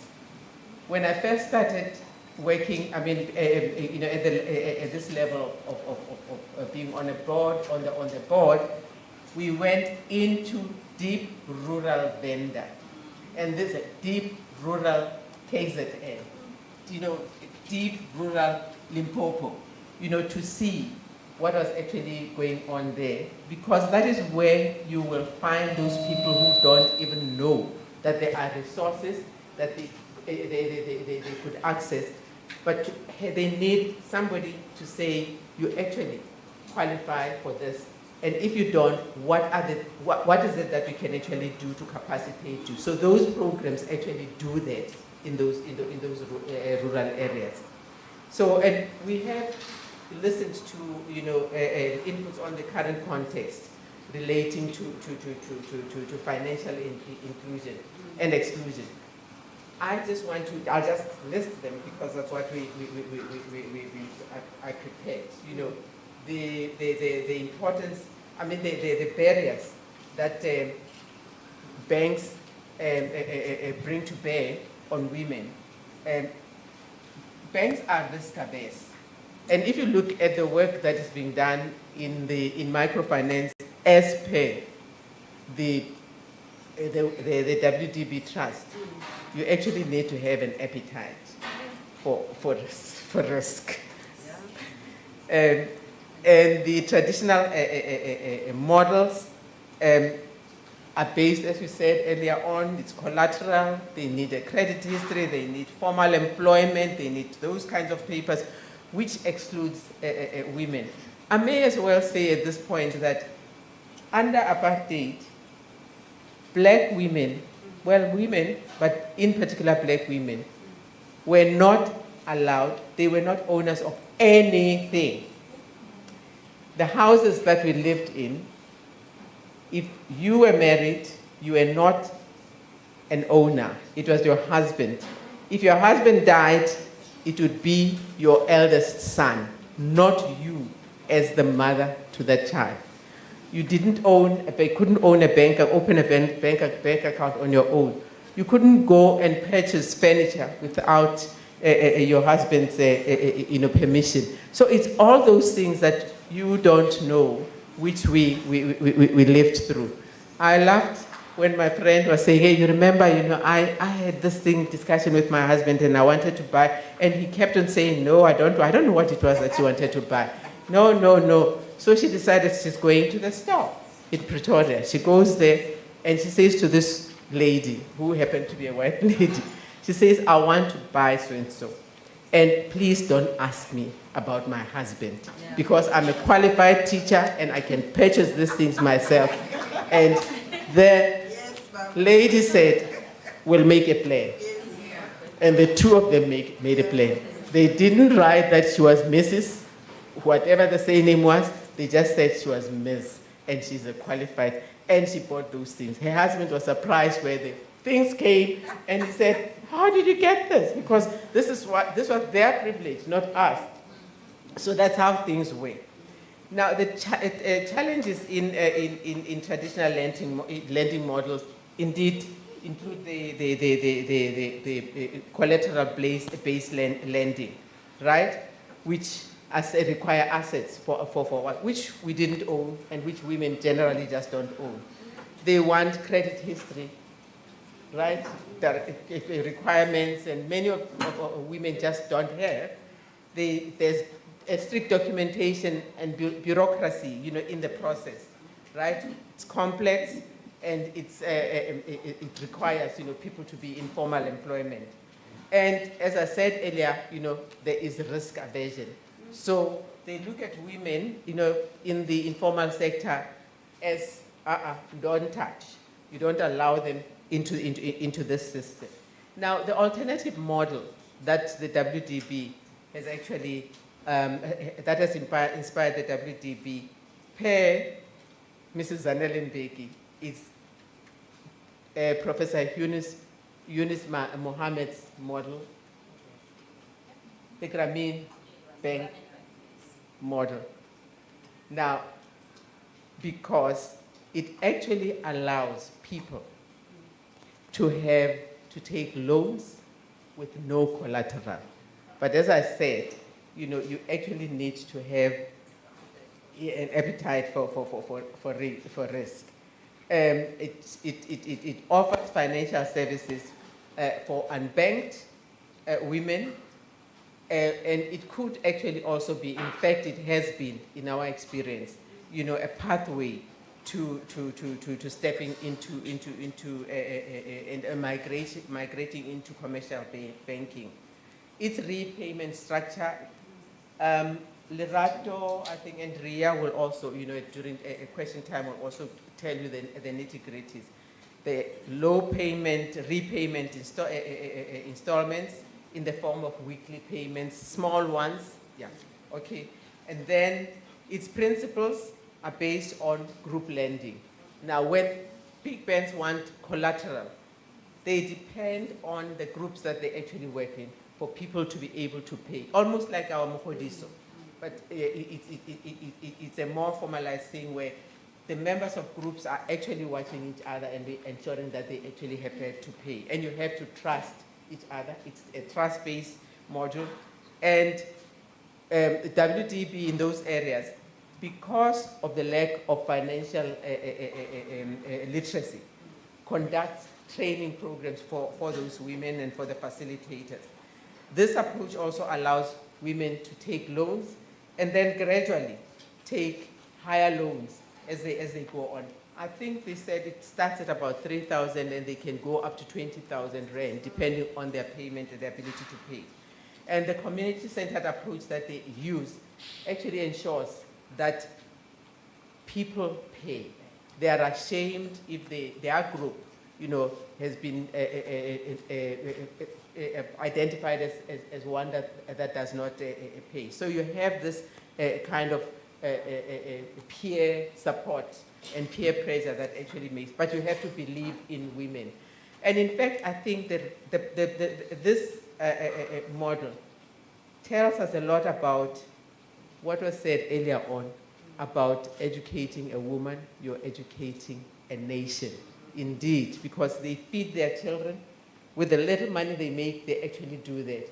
And in this instance too, trust in women, and they are able to pay back. And they say, my colleagues will actually tell you what their experiences have been in terms of payment rates. But you have to believe, one person that really believes in this is Mrs. Mbeki. When you talk about risk, she will say, let us do it, and these people will actually, and indeed, we have actually seen it work. Obviously, there are also mitigating factors. We are aware there are risks in this, and there are several mitigating factors that are put to bear in the program, which can be discussed. I don't want to take more time, but there are mitigating factors that are actually utilized to address the issues of risk. Thank you so much. I know you have a lot to say, perhaps during question and answer. Yeah. Thank you so much, Chair. I'm actually the thorn amongst the roses here, amongst women. I'm really honored to be here and to be invited to be with you. I'm not sure whether the mic, is it me or? Is it discriminating on me because I'm a man?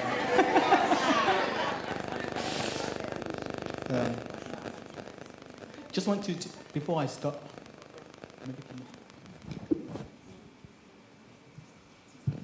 one, two, one, two. Okay, 1, 2, 1, 2. Okay, I think it's fine now. Is it fine? Can you hear me? Yes. Okay, before I start, I think I want to talk a little bit about my mother.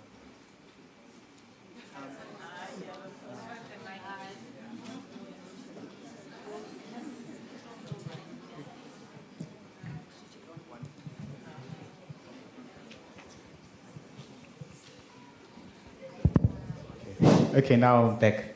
Okay, sorry about that, colleagues. Just want to start, before, this topic is actually quite close to my heart. And I just want to talk a little bit about my mother. I remember when I was growing up in primary school and high school, okay, I lived with my mom and my dad and my siblings. And what was interesting was that obviously my dad was aiming higher than my mom, but it was that my mother at home was the one who was actually taking care of the finances. She was the financial manager of our household. So she's the one who made sure that obviously they pay for our school fees, there was food, etc. And what was interesting was the fact that at least my dad was honest. The fact that my dad would give the banking card to my mom, and mom would just pay for everything. And it talks to the issue, the fact that women are actually capable, given the chance and the space, which I think is important, which should be happening in our country. And financial inclusion is mainly about ensuring the financial, in terms of making sure that financial services are affordable and accessible. The biggest problem that we have in our country is with regards to access to financial products, access to financial services. And tragically, despite the fact that in this country, in this world, there are more women, but the financial exclusion is disproportionately excluded. Women remain excluded. Just to give you some stats, according to FinScope South Africa, a survey, about 47% of women were financially excluded compared to 39% of men, which is a tragic state in our country. And women are less likely to have, for example, banking accounts, insurance policies, access to credit, etc., which hinders their ability to save and also to have businesses, which I think is important. It's important that we empower our women in our country in order for them to own their businesses. And also, the only way we can actually have growth in our country is by ensuring that women are empowered financially. I work with a lot of women, feminism, for example, at Oxfam, South Africa. It's a feminist organization, and I believe I'm a feminism ally, if you like, feminist ally, if you like, because I work a lot with women, and I do believe in the empowerment of women.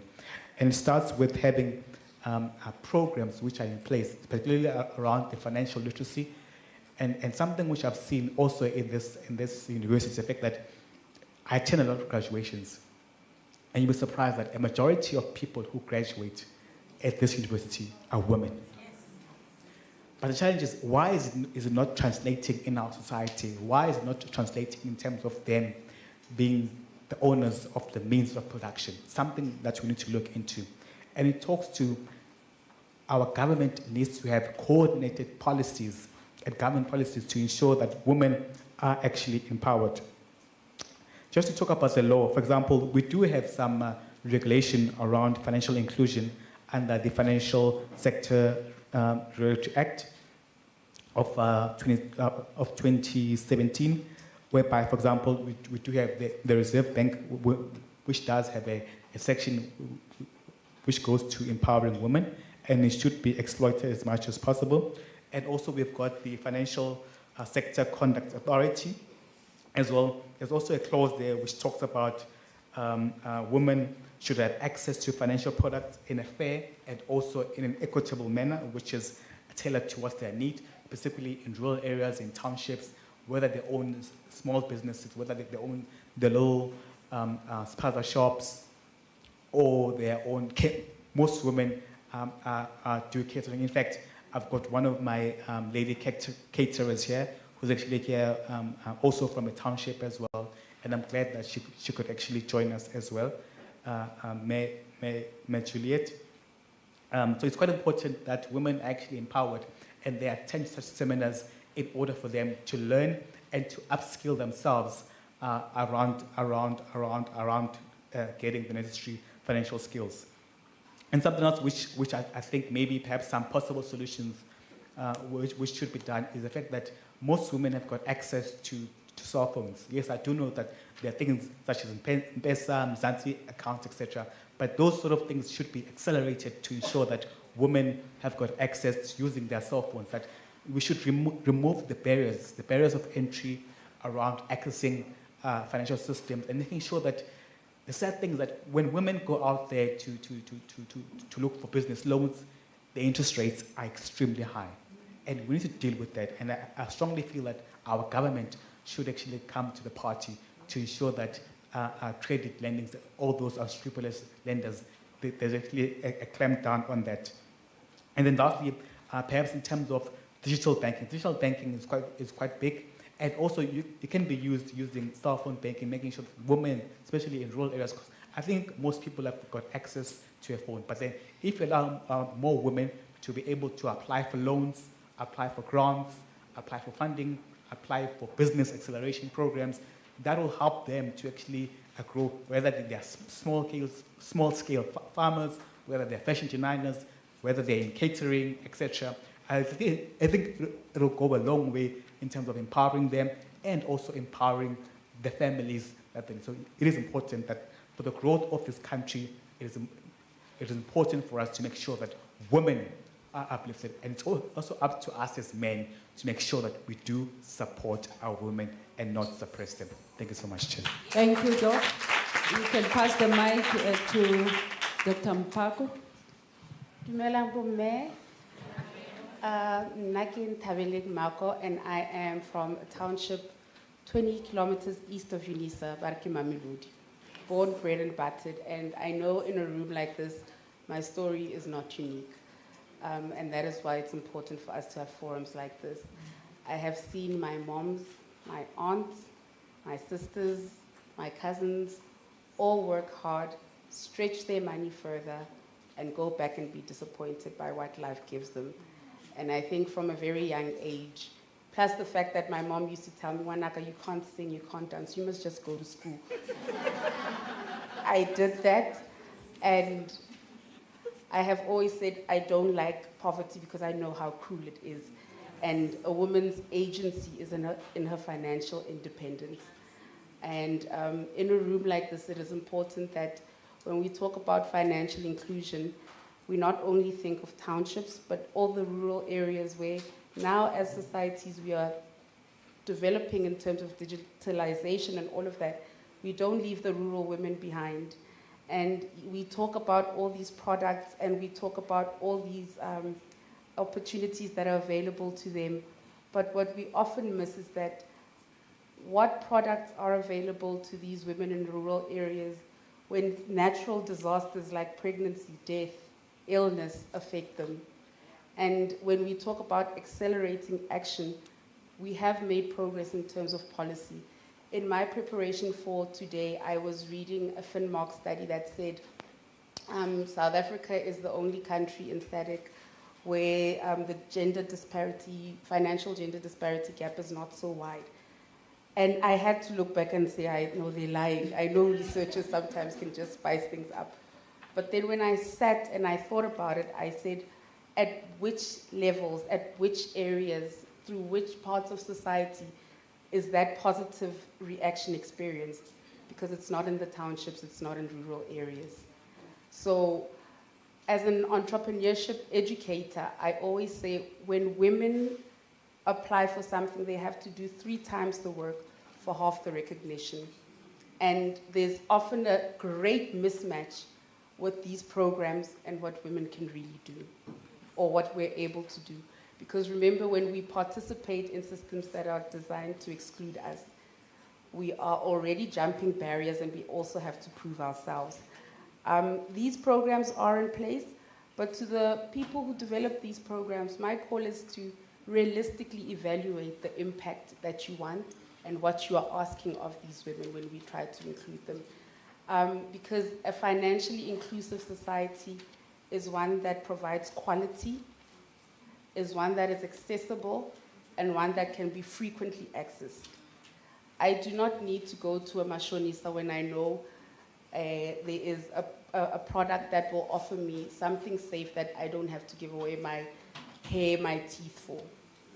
So we need to tailor products for all levels that are not only reactive but proactive And when we talk about financial inclusivity, we also need to look at women who participate in the informal sector. What products do these women have that help them cover not only just funerals? How do we prepare them for pension with the little that they have so that they don't become permanent vulnerable groups of society? They don't depend on SASSA. From SASSA, then they get pension, and then they get this. What preparation are we doing? And for me, these are the questions I ask myself. And here at Unisa, I'm known as the person who believes that entrepreneurship and education can transform the world. So I go back and I say, us as educators, us as theorizers, as researchers, how are we feeding back our knowledge into society?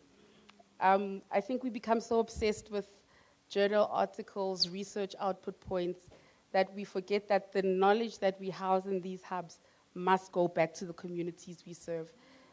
And to touch on Prof. Cameron's point, I also sit at these graduations.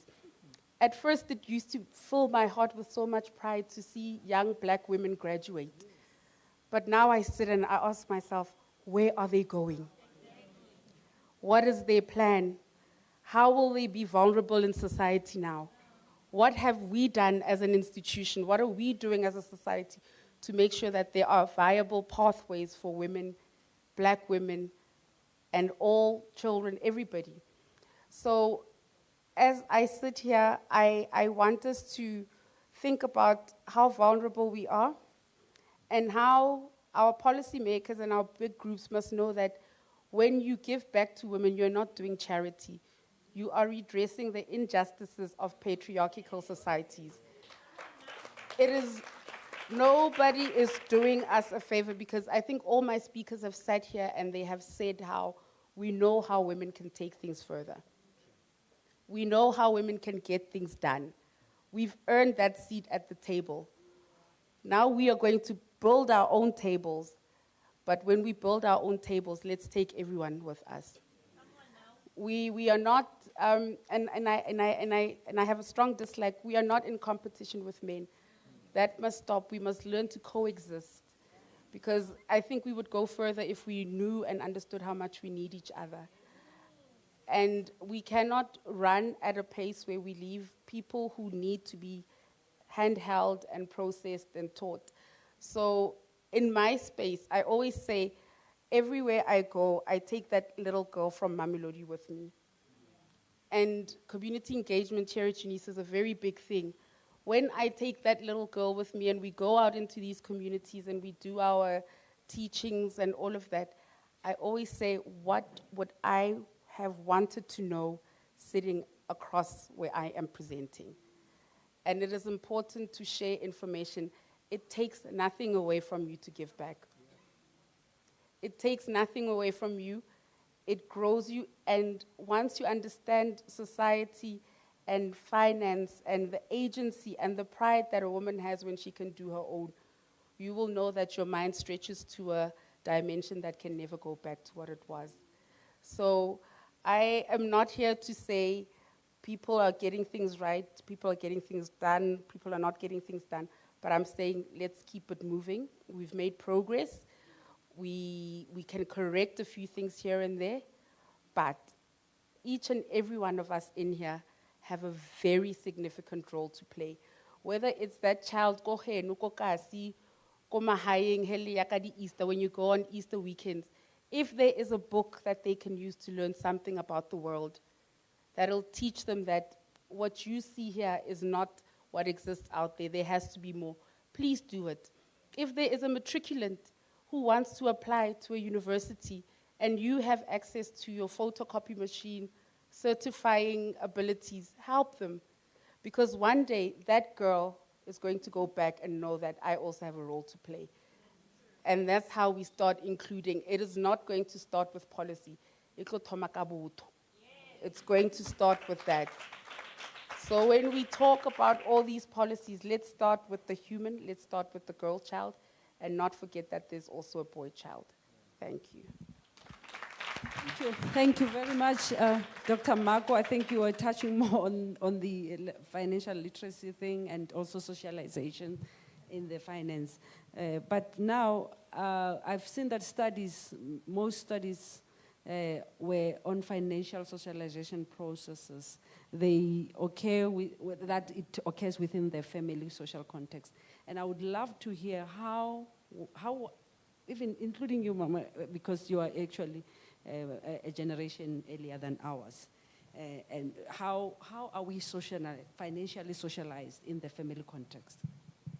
How does the family socialize us around finance? Because I think that's also something that the studies are showing. I was reading a recent study.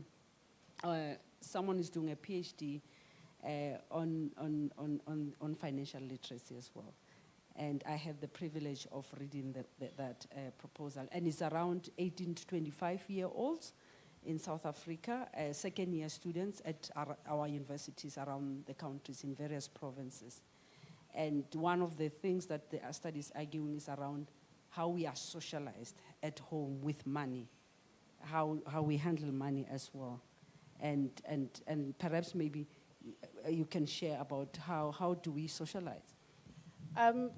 Prof. Baswani, we did a project with backyard mechanics. This was primarily based on the research that we had seen that in black-owned businesses, when the founder dies, the business often dies with him. So we don't have a culture of knowledge transfer, especially amongst black men who, if she knows how much I earn, she'll want to waste it mentality.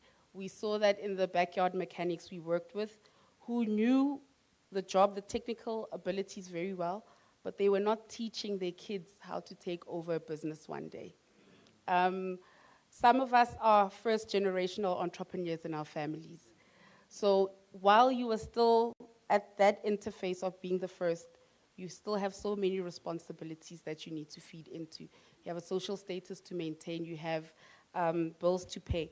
So as black people, money is often taboo. It's such a taboo subject that it mustn't be spoken about openly. And what we need to change is that when you teach your young children how to understand and manage money, it no longer becomes dealt with as a way of fear or processing. I can personally say I was socialized in a way where I only saw my mom's money work most of the time. And through experience, I don't want that for my children. And when we start teaching financial education and financial literacy, we must talk about the benefits of money in children, and as a transformative thing and not a transactional thing. And that brings in the investment education. How do you teach a young child to invest? What does investing do for them? Okay, if you put away 5 rand today, in 5 years it becomes that. So we've got a lot of work to do, but that's just my input for now. Yeah, thanks, Chair. Thanks, Chair. I think for me, it's important that these financial skills, they're actually taught at a very young age. If you teach young kids, even in primary school, that when you give them pocket money, to say, this is, I'm giving you pocket money. I don't know, how much do you give kids nowadays? 50 rands, 100 rands for lunch money. That they should learn how to save. And if you're teaching them that, you must save if they want to buy something, even if you've got the means as a parent, don't buy it for them. Teach them that I'm giving you this money, this is your allowance for the week or whatever, but learn to save. If you want to buy the next, Xbox or whatever it is, learn to save. And it goes a long way. It will come in handy one day when you are an adult. And also the whole thing of budgeting, having those budgeting skills, and it comes from that, coming from home, having those skills. Something which I've seen to be a problem also in the black community, the fact that we don't save. We don't have a culture of saving, which is fine enough. It's the same amongst us as professionals as well, that we don't save. We don't save for the future. It's all about the here and now. It's all about let's pop bottles, let's pop champagne, but you don't think about retirement. For example, how many of us are saving for retirement? Many people are not saving for retirement, and I promise you, that sort of thing, it will catch up with you one day. Some of us are not even saving for medical medical aid, etc. We don't have a medical plan. And that sort of thing, it will catch up with you. And those sort of things, it's all about having that financial education and planning for the future and knowing what if something were to happen to me, if I were to be in an accident, I should be able to take care of myself financially, take care of my kids, take care of my family, etc. If I were to retire one day, will I have enough funds? Will I be able to maintain the same standard of living that I'm living today? Most of us, if we're to lose our paychecks, we are 1 or 2 paychecks away from poverty. Most of us, unfortunately. Both black men and women, unfortunately. The fact that we don't plan for the future, and it's important that we learn about the importance of saving for the future and having these programs. And I do know that there are some government policies around teaching people and talking money. But the thing is, the moment you start talking about money to people, some of them are like, there's the accountant that get bora. You know, they feel like, you are boring when you're an accountant. Now I want to have fun now. But they don't see how this thing has got a ripple effect. Again, people are not even saving for their kids' education. And I know that it's mainly women who think about such things in terms of saving for their kids' education, because I was talking to another, I was actually looking at my sister's school fees. I'm comparing when I was doing first year tax to the fees that they pay now. 100,000 rands per year. It's quite expensive in terms of paying for education fees compared to back in my day when we were paying about 20,000 rands for a degree in accounting. Now it's about 100,000 rands. It has increased a lot. So it goes back to saving. We need to save for the future. Thanks. Thank you. I think you're touching a very important thing around pension, planning, and also savings. I just recently learned that in South Africa, if you are earning 1,000 rand now, your current salary is 1,000 rand, just know that at pension is going to be 310. It's 31%. You'll get 31% of your current salary now for pension. So which means we need to really save a lot. Because many of us, we don't think about those years. And you can see the life expectancy has also broadened, and we are going to live longer. We are going to be 95,000 poor professors. Yeah, no, I think a lot of the things that I'm thinking of have actually been said, but I just want to say one thing, that indeed, very little is done in families about educating, our children, grandchildren about, financial management and literacy. And I am known in the area where I live.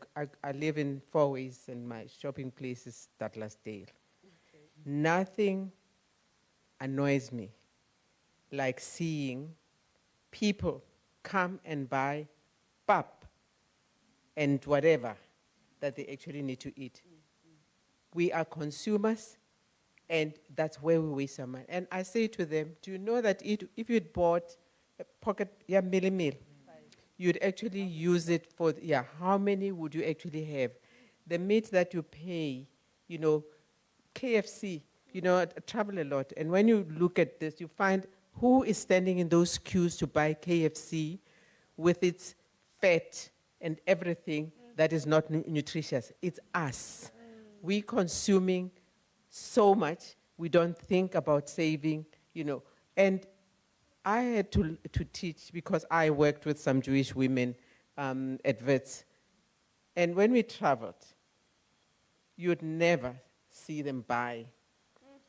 What they do is they package their lunch from home for the road.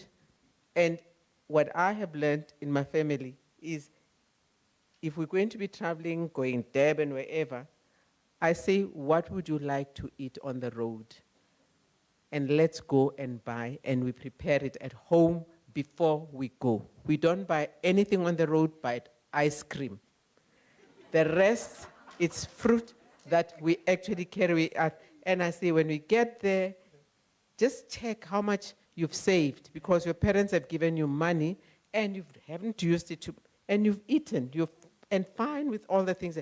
If only we could actually see how the socialization, of our children and our families, that they actually understand that you actually need to be able to say, Batong, let's not go and be in the queues where we can actually cook for ourselves. And I say it to young men and I say it to young women, that really we could save a lot if we actually did, because we buy from the... I fought with the manager at Dale Pick and Pay. There was a lady who used to sell magwinya, and the queue every morning would go, stretch right up to there. And then they took the business and started baking magwinya kamutwenge. And I went to them and I said to them, look here, why didn't you take that woman and you order fed cakes from her so that you can... Now, you've taken her livelihood.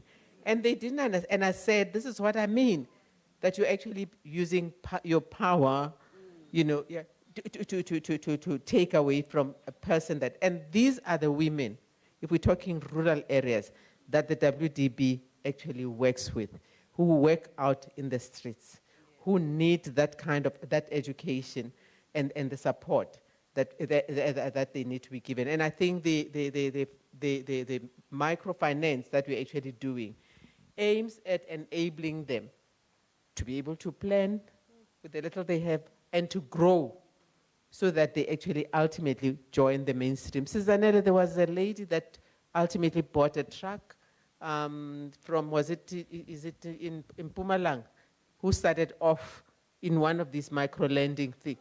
Yes, and she migrated into at that level. And we need to really do that and to look at regulatory reforms that will actually make it possible for lending institutions to do the right things and look at the small people. And that's what we're trying to do and to model through the WDB programs. Thank you very much. I wanted to ask you something, but I know that there's now people who want to ask questions.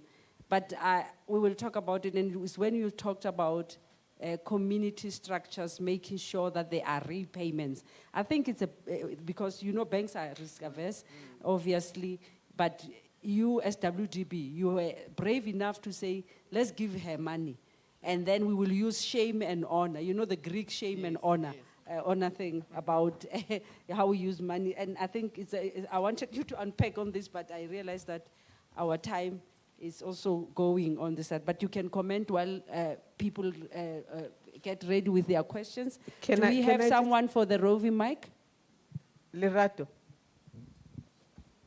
Yeah, Lerato, they are calling you to come and unpack this community. Yeah, she is actually the person that actually works on the ground. Yeah. Thanks, Lerato. Dumela. Okay, I'll only just unpack the part of the community structures and how we reach the clients.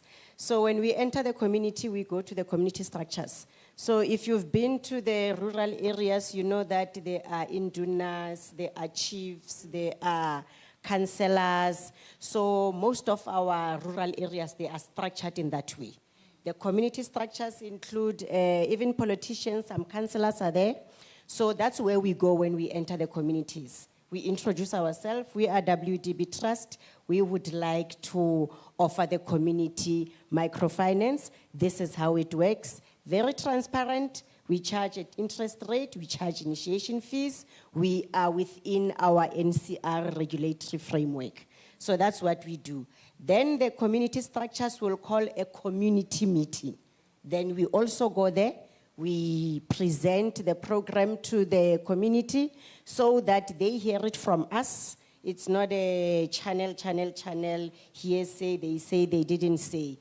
And then the ladies will say, then I'm interested in acquiring a loan because this is what I want to do. And then we form the groups.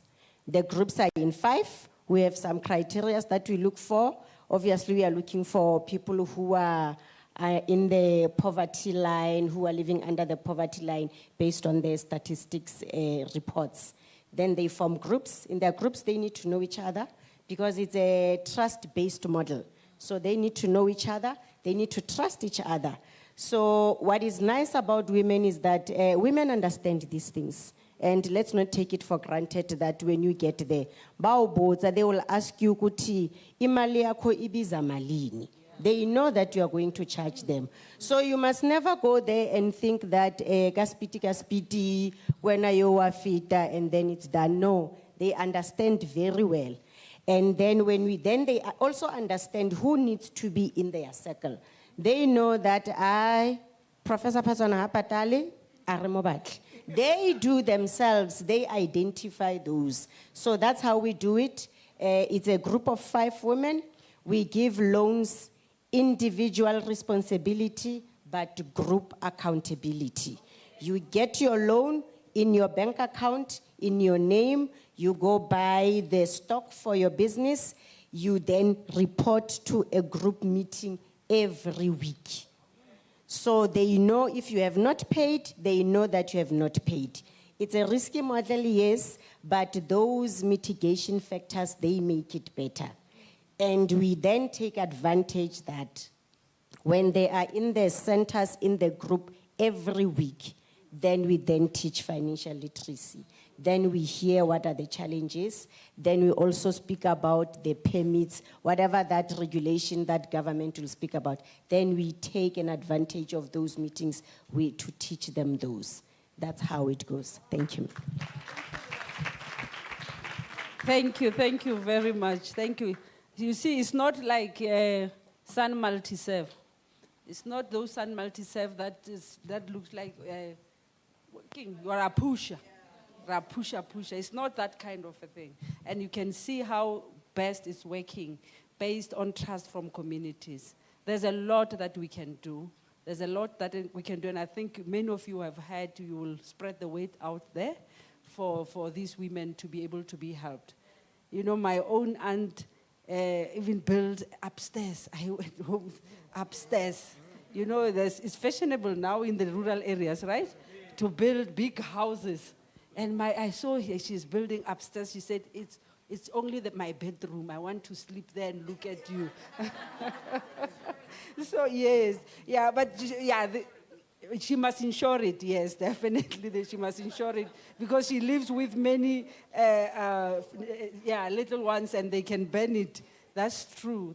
She must insure it. And I think that's something that she needs. And I think even the WGB will think about insuring in the future. Now it's your turn to ask questions. I'm not sure if I have anyone to assist me with the roaming mics so that people can ask questions. And I see, are you coming for the mics? Okay, thank you. There is a hand, there's a lady here with a red and white dress. There's a gentleman here, this side. I will come. Yeah. Okay. Yeah. Is it, what's the time? Okay, I'll use this one. Good afternoon, everyone. My name is Pumeza Mafani. I work for the Office of the Public Protector. And as you know, we've recently published a report on gender-based violence. And in my previous life, I've worked in the gender empowerment space, and NPA, Department of Women, and so on and so forth. And one of the biggest frustration was the coordination of the work that's being done in the space. And I know that government had designed about 3-pillar strategy where it look at prevention, response or reaction, and support. And I want to take advantage of the wisdom in the room to say, how do we make sure that the work or the discussions of this nature are translated into those programs so that we have a concerted effort in fighting gender-based violence. For instance, the issue of financial inclusion speaks to the prevention pillar, making sure that women are empowered enough not to stay in abusive relationships. And how do we then make sure that these insightful conversations get into those spaces and making sure that we speak to the broader strategy of preventing gender-based violence. Thank you. Thank you very much. Thank you very much. I will also ask Ms. Hue to come and join here. so that she can assist in the answering of questions here. Thank you, Ma. Yes, no, there's a hand here. Midday, ladies and a few gentlemen in the room. My name is Mandilulame Basamanjezi. I'm part of the think tank of the African Union, European Union Youth Core Group. And I'm also a chief incoming within the region of Kgorong municipality. And it's that community I want to ask about. And it's an example that is exemplified in rural areas concerning the Eastern Cape and KwaZulu and etc.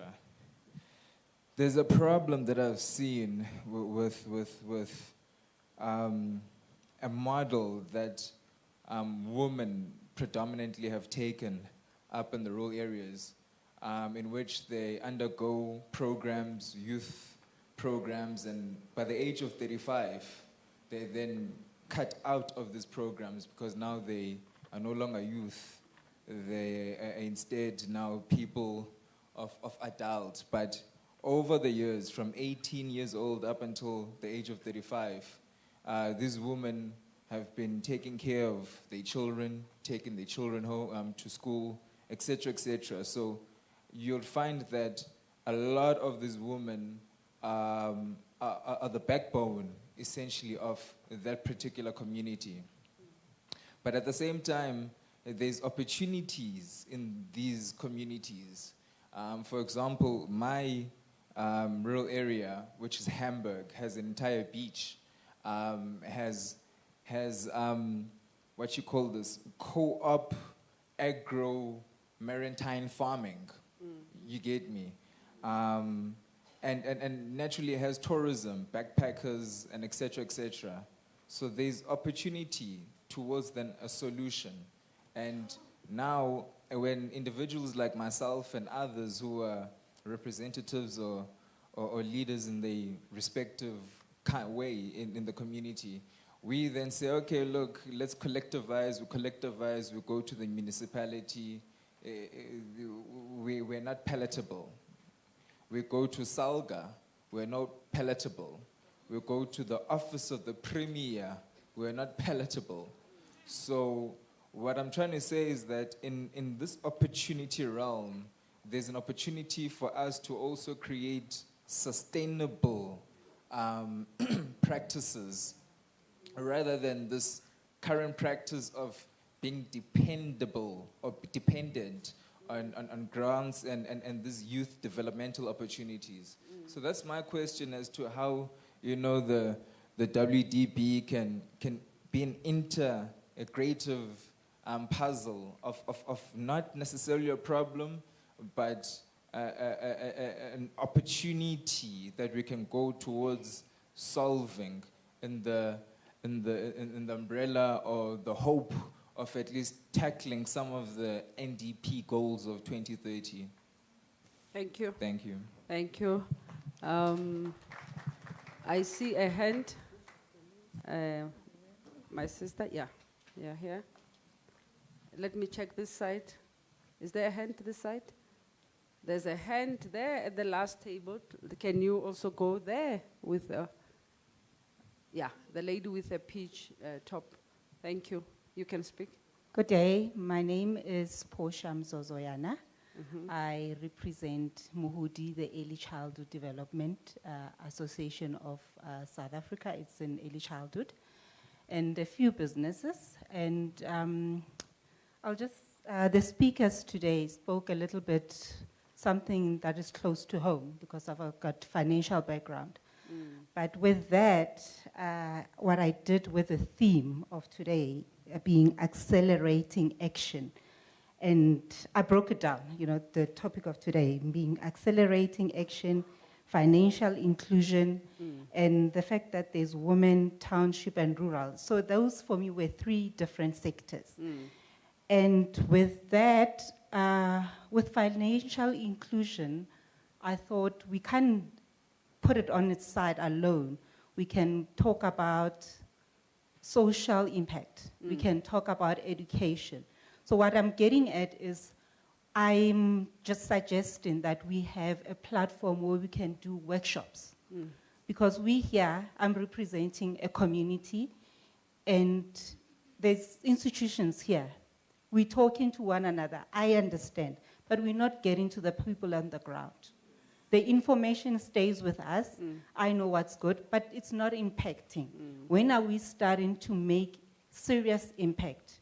Somebody spoke about, I think it's Dr. Ntabile, he spoke about creating new tables. Let's collaborate. Let's do workshops where we jointly come together and say, this is what's needed. How do we impact? Some lump speaks of insurance.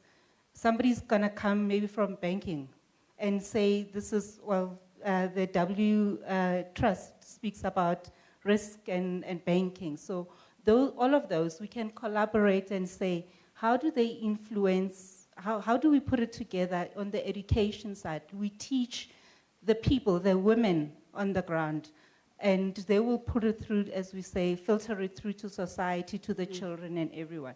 So mine is just to say, can we have more workshops that we can basically put this into practice? Accelerate. I thought it's all what you're saying. But remember, every implementation, every activity that you see out there started with an idea. And this space of ideation is also very important. I just don't want us to leave thinking that we are talking to each other, we are just talking to each other and we are not going on the ground.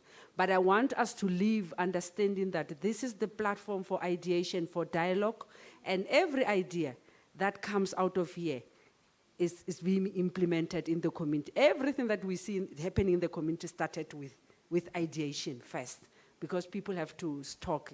And I think I hear you very eloquently, my sister, that we need to really think about accelerating and going out there. And I have someone that side. I think also the training academy. I think people from the training academy of WDB also are here, and those are they can expand those workshops as well. Thank you. Dumelang, good afternoon. I'm Dombi Mahlangu from an NGO called Ikamva Youth. So I work with young learners in the mainstream of the schooling system, but most of their tutors are young people that have graduated, and others are in university or still in university or unemployed. And we offer skills development, and I find that we offer them courses like your software development, data analytics, project management. And end of the day, when they have to break into the work market, they are required to go to school. School meaning that university or TVET. Is there a way, or other institutions, I'm just taking advantage that we at Unisa and the Thabo Mbeki Foundation here, the School of Excellence, to actually just to bouquet those micro-credentials that our learners or our young people have acquired into a formal qualification that can access them into a job market. Thank you. Thank you very much. I'm going to start with you, Dr. Siwe, Dr. Siwe. Menora. The mic is coming. Thank you very much. I mean, all the questions I think are interrelated, and they all speak to, how do we ensure that in our solutioning we are multifaceted and we're not focusing on one thing, and how do we actually elevate this conversation outside of rooms like this? As I mentioned earlier, I think we do have conversations all the time. We talk about it, and it's about how does this now start to grow legs, and also being very conscious that when you do take it into the community, you need to package it differently, because reality is that financial literacy is still one of the gaps that exist. But for me, I think there's also a gap around our education system, because it's about how do we, through our education system, educate the children so that they go home and they educate their parents, whether it's their mom, whether it's their dad as well, because we cannot forget that we do have quite a large part of our society that is still illiterate. You know, you might have, you know, a lady that is selling, you know, on the streets, and yes, she understands I need to buy the stock, I go and I sell it, and this is how much I get. But in terms of now, us wanting to complicate that system, because it will be complicated, we need to say, how do we break it down? And I think for me, reality with our country is that if you look at our education system, it hasn't evolved. You know, I look at my kids and I look at what they're being taught at school. And I'm saying, it's what I was taught 25 years ago. And for me, you know, I've got a son in matric, and you know, even at school, they're still talking about which university do you want to go to, what do you want to study. And I'm saying, but we've got an unemployment problem. Can we start changing the mindset? Can we start, you know, planting the seed of there are other ways that you can succeed outside of potentially a formal education system? Or if it is a formal education system, what do we then offer them? And I think the lady, you know, mentioned that. What do we offer them so that when they leave with that qualification, because I do think a qualification, it opens the way that you think, and therefore it's important, you know, because it also just frees you up. But it's about what else are we putting on the table for our children? What are we putting in our education system? When I come to Unisa as a student, other than, you know, the degree that you are giving me, how are you empowering me? You know, and how do we start encouraging our kids? Because reality, again, and why we would not break the circle, is that, you know, it's a survival mentality. So even our kids, as much as when we grew up, you know, our biggest driver was because you wanted to succeed so that you can get out of the poverty. And that is still the same mentality. You know, we talk about black tax. I don't like the word black tax, right? But we still talk about it. And I think for me, it's about how do we create opportunities and spaces and partnerships, Mama, where we sit and we say, you know, I hear about this program. It's an exciting program. You know, it sounds like a program that is key. And for me, it's then to say, if we are now, you know, financing these ladies and they're able to open their businesses, how do we ensure that we give them the freedom of knowing that their businesses are covered should any eventuality happens? You know, we go to our communities and big houses have been built. But the question is, have we educated enough around finance? You know, have we educated enough to say, you know, you have invested? Because a lot of our parents, they take their investment, their retirement, their entire lump sum, and they go and build a beautiful, huge house, and they don't insure it. And something happens, and that house gets literally, it either burns down or something happens to it. And their entire life saving is gone. Yeah. And I think for me, it's about that. It's about how do we educate, but how do we start from ground roots? You know, in the corporate world, we talk about making sure that you are building that pipeline from the pipeline. And I think for me, when we want to eradicate the circle that we find ourselves in, because it's almost like a revolving door where we are just revolving and we're not being able to get out of it, we need to start with our children. We need to, you know, like the speaker said, we need to start about educating our kids. We raise our kids by money. You know, we give kids money, and that for us is what is raising children. And I think for me, we are spoiling the generation that is coming behind us. And that is my biggest fear, that we are raising a generation that is driven by money, but that is being taught by their parents that money opens doors, but once you have it, you can actually own everything. But it's not their money. And I always say to my kids, it's not your money, you don't have money. And I think we need to start saying that. Your kids need to know that they don't have money, it's your money.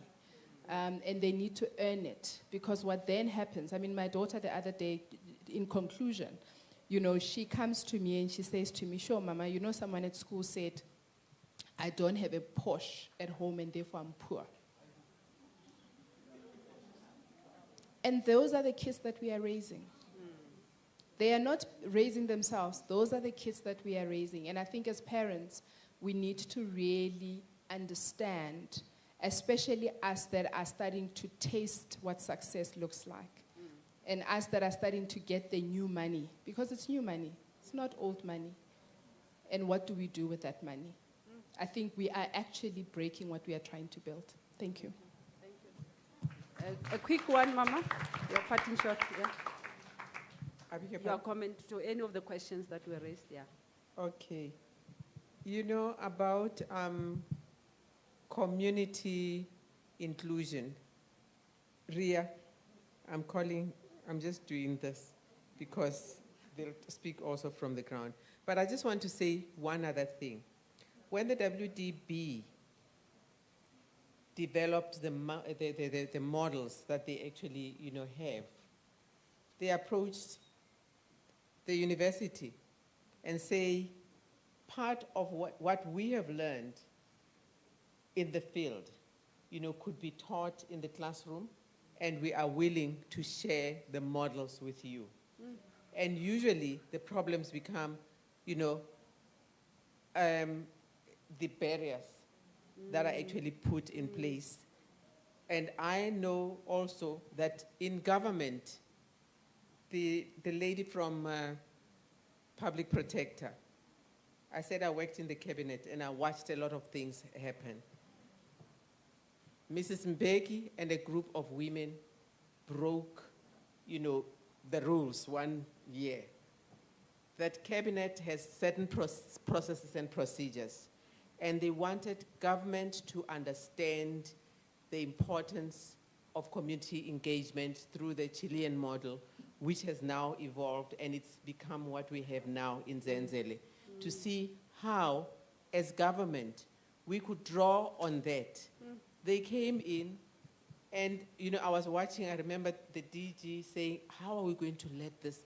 But we had to find a way of letting them come in, a whole group, Sizanele, the Brigalia Bam, these real women who will go knocking at doors and will just not give up when things, but it's the receptivity and the way things are actually received when proposals are actually made. That makes it difficult for people to actually share, with certain government departments on how things should actually get done. It's not out of lack of trying. And I know that with the WDB, these things have been done. And fortunately, they are able to engage also. As they go to the field, some of the meetings that I have been in where WDB has appeared, the people would say they come from all parties.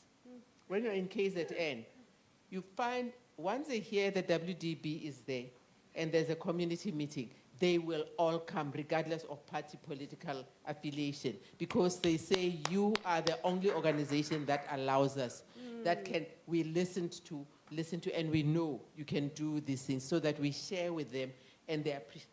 But it's how they take it back into communities that is important, that they need to actually do. So there are attempts to actually get things going.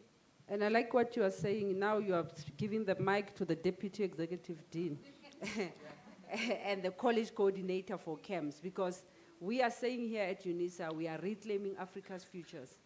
And part of what you are saying around indigenous knowledge of how to lend, how to make money, and how to include people in finance, it's exactly what we need. That's new curriculum, Prof. Kgorong. That's a new curriculum altogether. You won't find it in many of the textbooks that we are using. Of course, indeed. Thanks, Prof. For me, I think what's important is about partnerships. I'm glad that we've got a number of NGOs here. I think you probably heard in my CV. I'm also a board member for Oxfam South Africa, and I'm also a social justice activist. And it's quite important that as NGOs, so there needs to be a broader spectrum in terms of partnerships between NGOs, because I do believe that they do a lot of work in terms of being on the ground, having those workshops, educating people in rural communities about finances, and also the banking sector, the financial services sector, including banks and insurance companies. I think they need to be on the ground. There need to be tailored programs, because the biggest problem which we've got in our communities, whether it's in rural areas, in townships, is access. I'm from a township as well, and I see so many people desperately looking for funding opportunities. They've got a small car wash business here, they've got a small chisanyama here, they've got a small, but the problem is they're not growing. They're not growing. And when you try to because we do a lot of community engagement as well, by the way, as a College of Accounting Sciences, whereby we do some financial literacy, we go to schools, we go to communities. The biggest problem is the fact that those people, they don't even know how to draft a business plan. So it's all about teaching those people how to draft a business plan, how to draft a budget, how to even draft financial statements. People don't know how to draft proper financial statements, because if you apply for funding, unfortunately the banks will want to see your finances.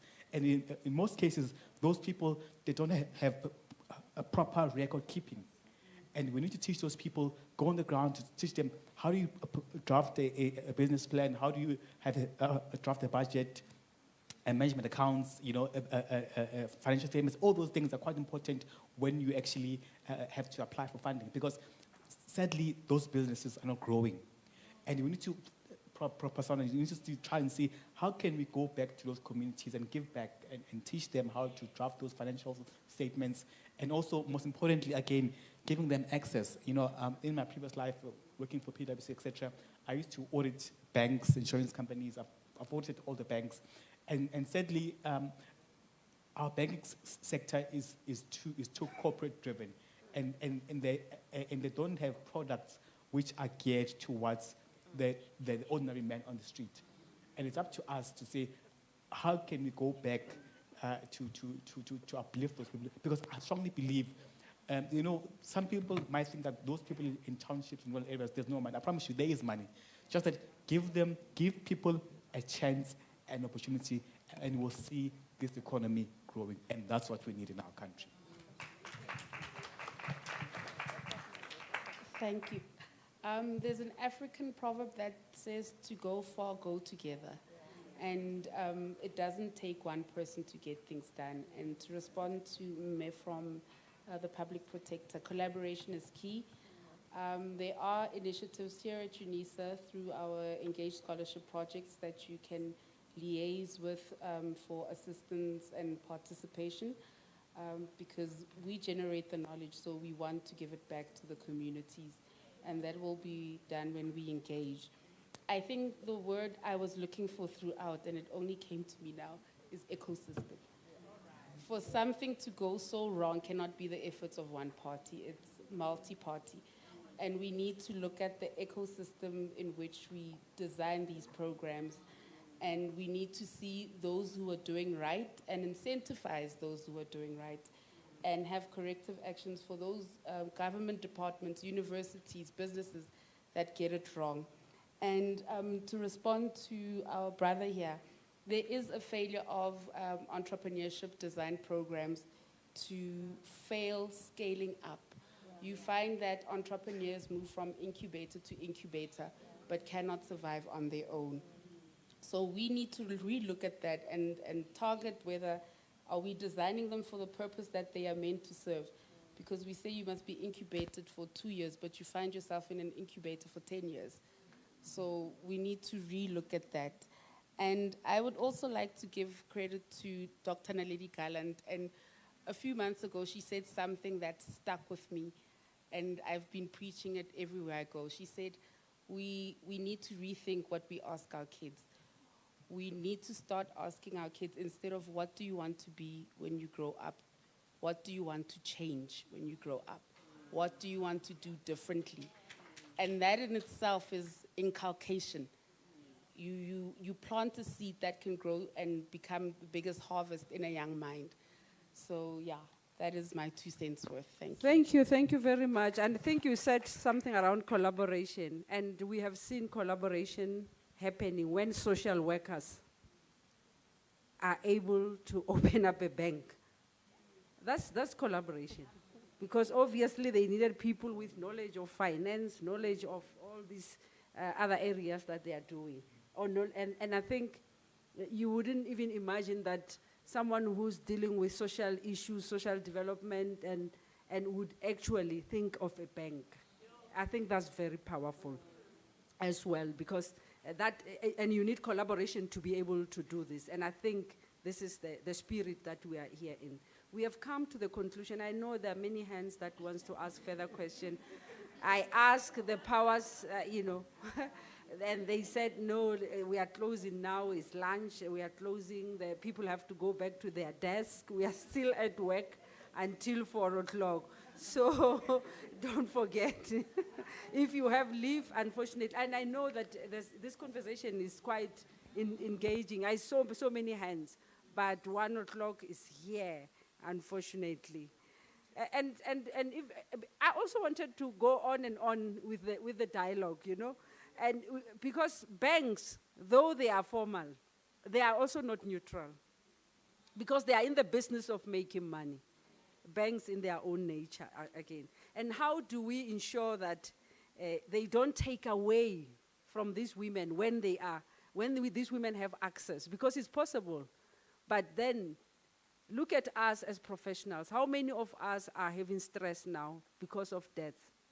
Our mental health is affected because of the deaths that we put ourselves into death.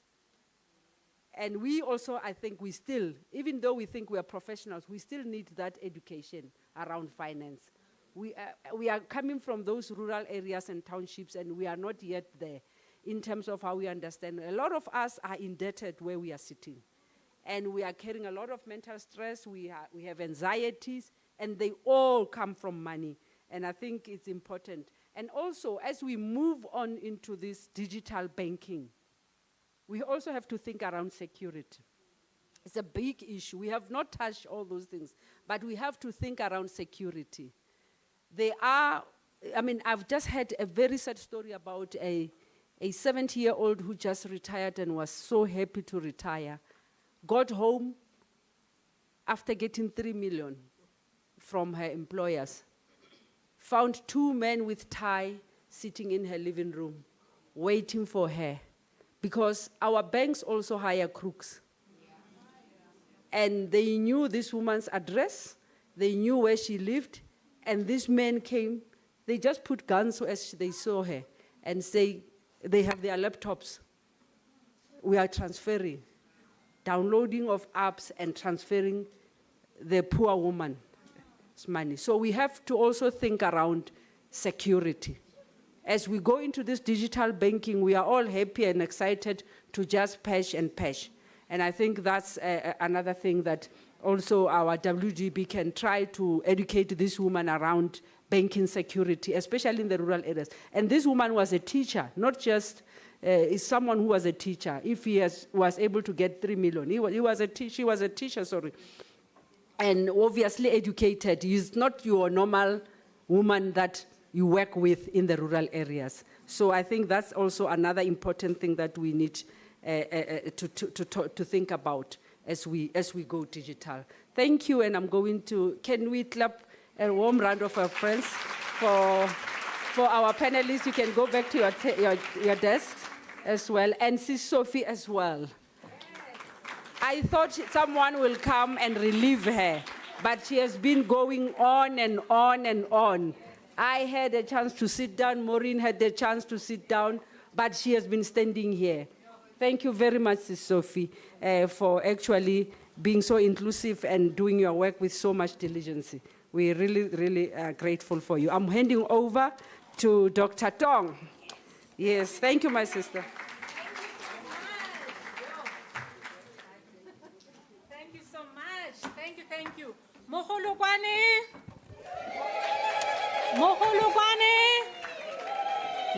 Yes, what a beautiful panel, information sharing. I'm being petitioned by various persons saying, hey, can I just speak as an entrepreneur? All the academics and WGB have spoken. I didn't hear anything. Please allow me, let's indulge her just for 2 seconds. Where's the mic? Very quickly. She's saying that we are speaking about, all the difficulties that are out there, but there are women like her that are getting this done, this entrepreneurship. Maybe let's do that. Not long though, special favor, because other people will be very upset whose hands I didn't take. Yeah, please go for it. Can you hear me? Yes. Okay, thank you so much. Firstly, I just want to appreciate that you've given me this moment. My name is Noxolo Fani, and I'm an entrepreneur. I'm a business owner in the construction sector and growing into the mining sector. Yes, girl. Yes, girl. It has been a tough journey, as you can imagine. And listening to the talk on the finances side, I wanted to just add a few points. Now, I've grown a company for the last 6 years in the construction sector. We deal with concrete, right? I've built this business. I don't have a degree as an engineer. Studied something completely different, but I built it from the ground up. Went into the space, woke up 4 a.m. in the morning for about 5 years to learn concrete on the ground and be able to start a business, and now that's about 6 years old. So I want to then speak to the angle of partnerships that was spoken about, because you have women such as myself who are very interested in legacy building, right? In going back and actually educating other young people from the townships that we come from, as the lady shared, that we are those women from rural areas, and we are those women from townships. Now we're in urban areas, we're running these businesses, and we want to speak to that element of partnerships. How do we go back and build programs that are ongoing, right? And they're sustainable in sharing the journeys that we've had that are practical. Because a lot of these education programs and support programs, whether they speak to the finance element, they're not practical. They don't really know what goes down to build a business. Yes. You're giving them the money. If they do get that access, mind you, most of the time they don't even get that access, but if they do get that access, what does the journey actually look like? And so these young people, such as myself, I'm post 35 now, so I've been cut off, that are very interested in creating that legacy. And I just want to put that out there to say, if there's anyone who's interested in partnering in creating sustainable programs, because it's something I'm currently working on, in going back to the townships and going back to the rural areas and actually having programs that are practical and have the access to the money as well, it would be absolutely awesome. And I thank you so much for that. Thank you. You know, today reminds me of my days at WDB Trust. Believe you me, I've been in meetings in villages, deep rural areas, where conversation of this nature would be taking place. That is the reach of WDB Trust. Where we go into a community, chiefs, bomme bakomotsing, oh mama, all of that, and we're in a room like this, where this type of conversation is taking place. Let's give a big round of applause to WDB Trust. Really, for me, this model that WDB Trust does, it's obviously unprecedented in South Africa, and is making waves and is creating entrepreneurs from Bumbeba who make magwinya and turn them into proper entrepreneurs and businesswomen. And WDB Trust has what they call it the graduating out of poverty. I've seen women graduate out of poverty, out of the WDB Trust. Another fact that I want to say, that, you know, we say it takes a woman, it takes a village to raise a child. We all stand on the shoulders of giants that came before us. The time that I spent at WDB Trust inspired something in me to be interested in banking. I joined, somebody said about Stokvel, right? We have watched our mothers do Stokvel for many years, right? And then I joined a Stokvel. Ms. Mbeki knows the story very well. Joined a Stokvel.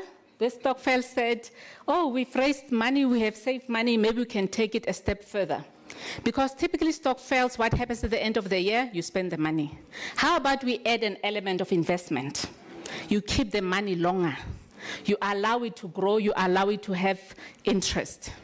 Now we looked around, we found out that at the time it was called the CBDA, Cooperative Banks Development Agency, which has now moved into the Prudential Authority of the South African Reserve Bank. We found out you could do something called a financial cooperative.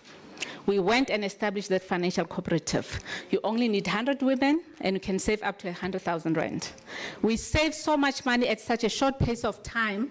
I'm watching the door. I've been alerted that my boss could walk in any time, and there she comes in.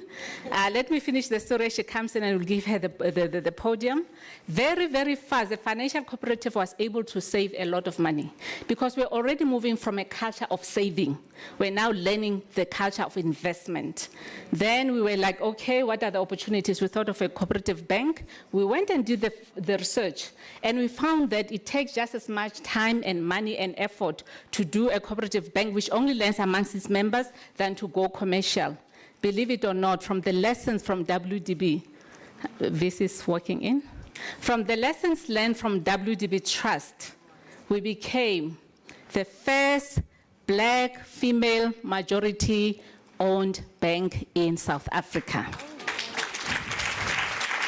And I'm saying to you, for us to be able to reach that, we had to stand on the shoulders of WDB Trust, to see what WDB Trust is doing differently, to notice that there are different ways in which you can do. For example, from WDB Trust, it was about collective savings, right?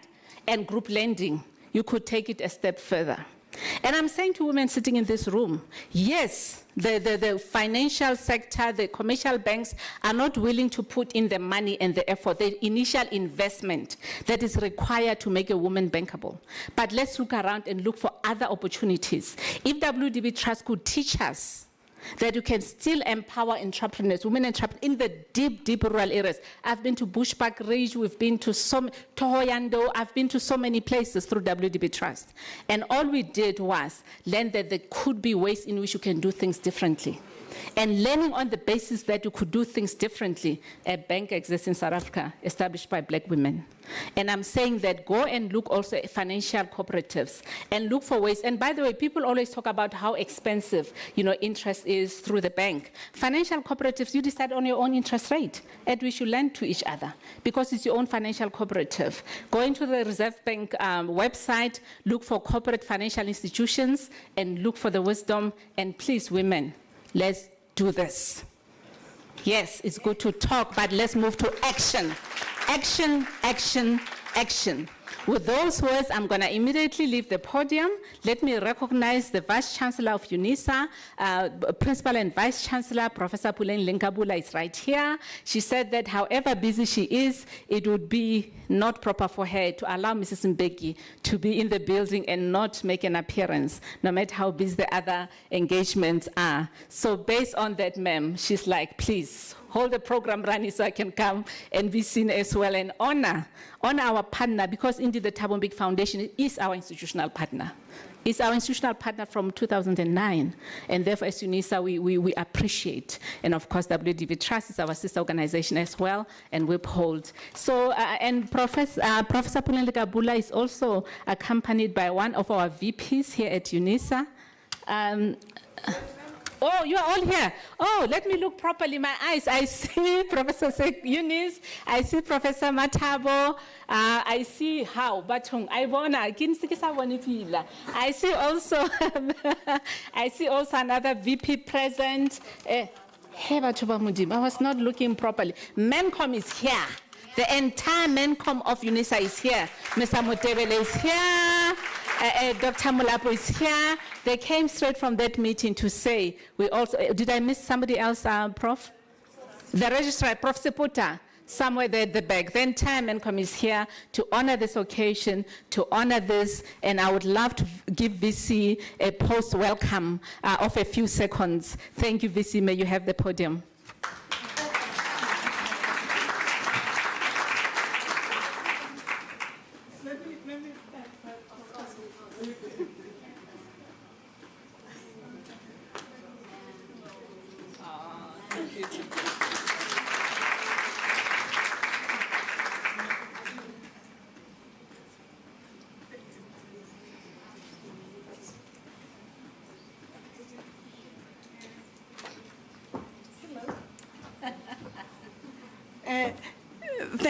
Thank you very much. I apologize perhaps the passion that Dr. Tong was bringing to all of you, I may not be embracing that as yet, because we've just come from a management meeting where we were taking very radical decisions. And sometimes as you walk, you have to reflect on them. Let me truly express our gratitude as the management of the University of South Africa for the presence of one of the iconic and yet very humble mentor, leader, an excellent person who knows about how to empower women, not only in voice, but also in action, looking not only in their social capabilities, but how women build assets that enable them to find expression and to actualize their voice. Me Zanele Mbeki.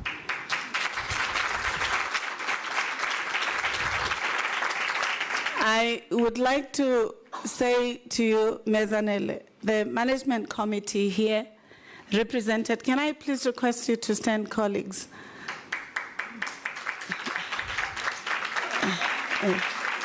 Thank you.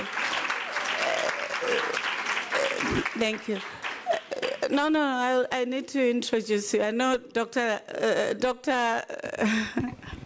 Tong was trying to do it. So we have the Operations and Facilities VP, the Chief Engineer of the University, Mr. Mtabele, standing. You may be seated. We have the CIO of the university. If you know Unisa and the scale of the ICT utilization, Ms. Nakene is responsible for our ICT systems. She's the CIO of the university, and no student is complaining about technology not functioning, precisely because of her leadership. Then the Professor Sekwe is responsible for teaching and learning. She is a health studies professional. Professor Sekwe, you may be seated. Then for the strategy of the university, we have Dr. Mulapo, a statistician, but also bioinformatics person. So you can see that the talents are quite diverse. Dr. Mulapo is responsible for strategy. He may be seated. And if you're a student of Unisa and have not been responded to yet, the registrar is there.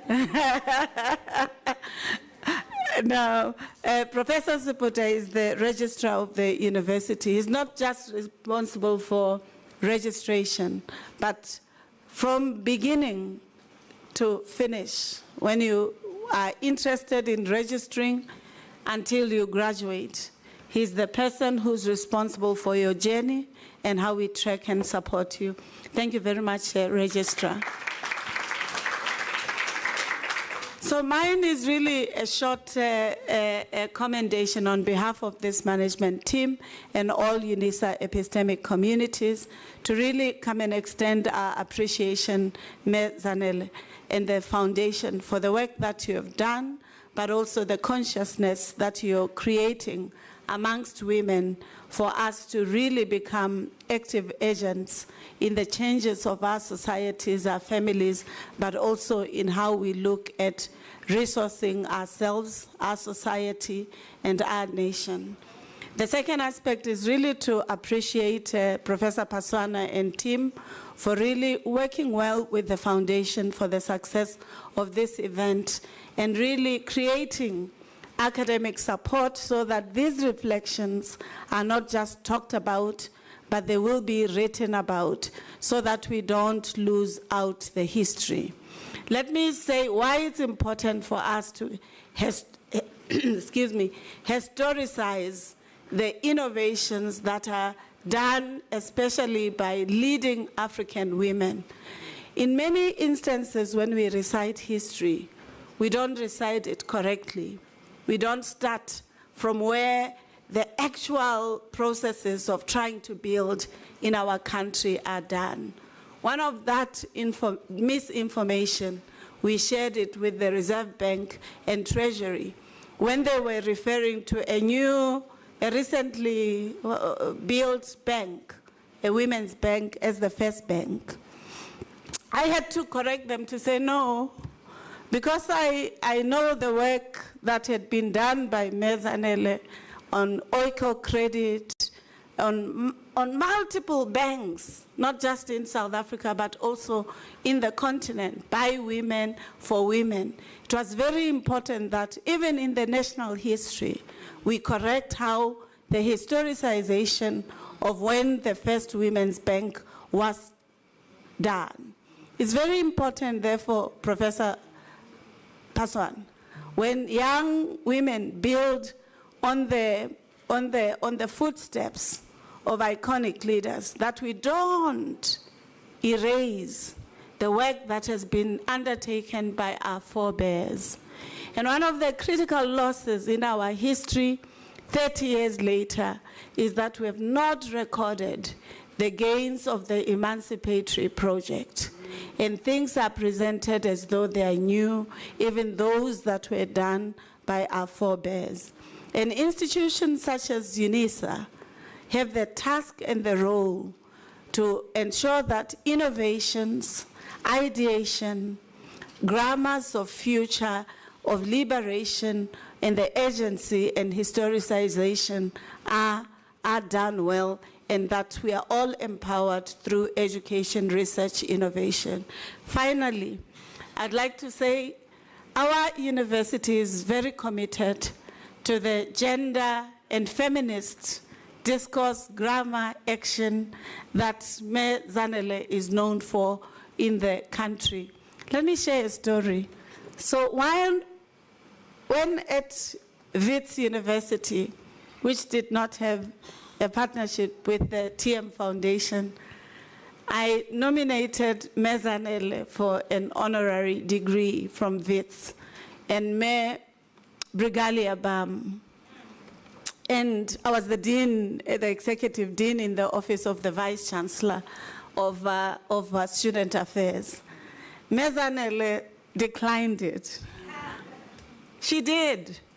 And I was like, no, Ms. Zanele, we have to change these institutions. They must know who our icons are and whatever, because she was one of the first 2 social workers that had graduated from Wits.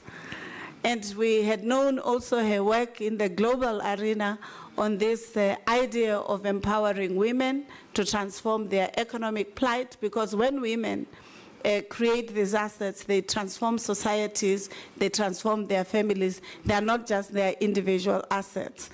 And to this day, I still wonder, I still have to have that conversation, because sometimes it's not in being popular that your work must be testified. Sometimes it's when you know that there are multiple flowers and trees that you would have nurtured, that your name should be known. And I can say without any hesitation that Ms. Zanele is one of those who have produced many flowers, many shrubs, many trees, and many anchors. Thank you. And many anchors of our society in the country, in Zambia, everywhere else in the world. If you go to Norway or the Nordic environments, they will tell you how she kept on fighting for African women to be visible in the change of economies, but also to own assets and to drive the acquisition of assets for the transformation of society. I'm one such flower or tree that I can say without any hesitation would have benefited from her mentorship and her knowledge, even as busy as she was. So welcome to Unisa. We always appreciate your work. And the management of Unisa, the academics at Unisa, the professional staff, administrative staff, the students, and alumni, thank you for the role that you play in our society, but also at Unisa. Finally, Maureen is standing here, I'm standing here, and Professor Paswan is standing there. One time, Zanele said, "Libangata." translate that expression, "Lona le bangata," so you cannot find anything from my wardrobe because le bangata. You understand, eh? She says we're too flourished. We should really rework on regrouping. So, Mezanel, I'll tell you, as part of health, really trying to pursue our health, we'll do something to regroup. I know it's an important side also of that health and well-being and the concerns that are raised. We take that seriously. That statement has always made me, am I walking enough? Am I eating well? Am I taking care of myself and others? And therefore, colleagues, I just want to welcome you here, to really encourage you to enjoy the benefit of sharing time, breaking bread, intellectual bread, with icons who have done so much for our society. Welcome to Unisa. Welcome to the home of leaders. Welcome to a university that's committed to being a partner to our society in solving the critical question that will enable us to claiming the future. Thank you.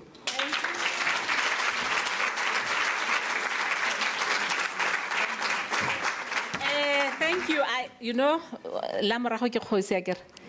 What can I say after the boss has spoken? Nomonde, do you want to take it away?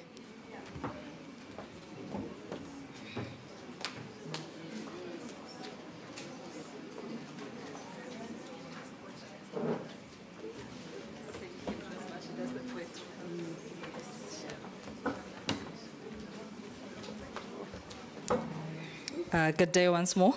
I have no idea where my gorgeous mic is. Somebody stole my mic. Why are you guys trying to sabotage me? There it is. Good day, ladies and gentlemen. Are we on? Hello, 1, 2. Long press the power button. Long press, yeah.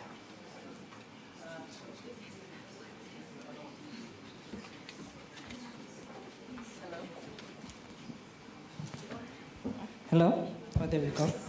Why are you guys trying to sabotage me after such a gorgeous morning? Is it because I said be still? You don't want to be still anymore.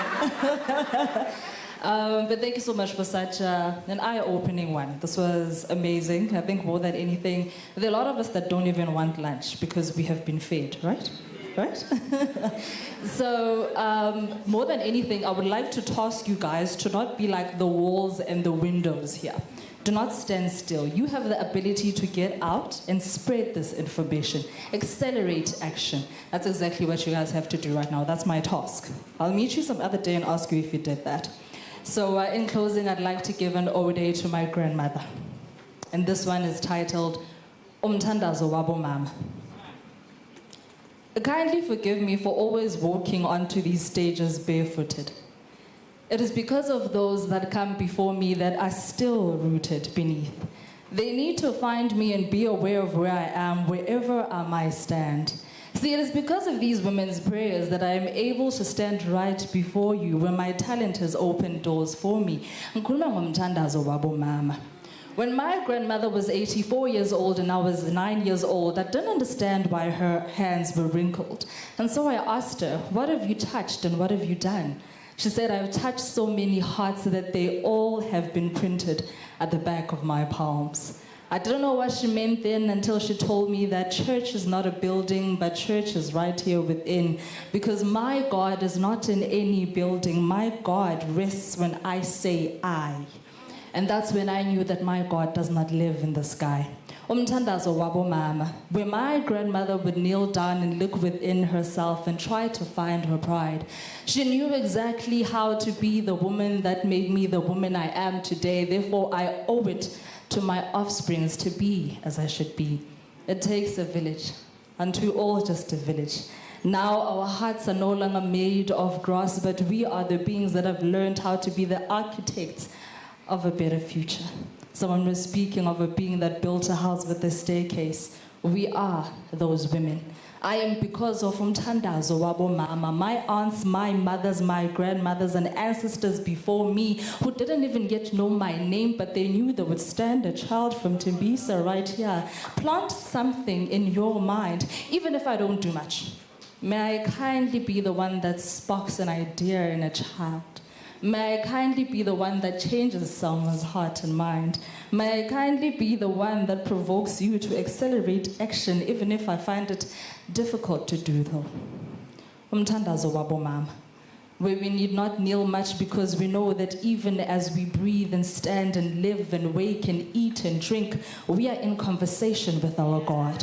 And when that moment comes where I am called back up, my Lord will ask me what I did, and I say, I have done what you have sent me to do. Even though I know not what that might be, but I know that I have planted a seed that I may not even be present to attend to its shade, but the fruits of my labor will feed generations to come. Umthandazo wabo mama. We are here today because of someone that spoke.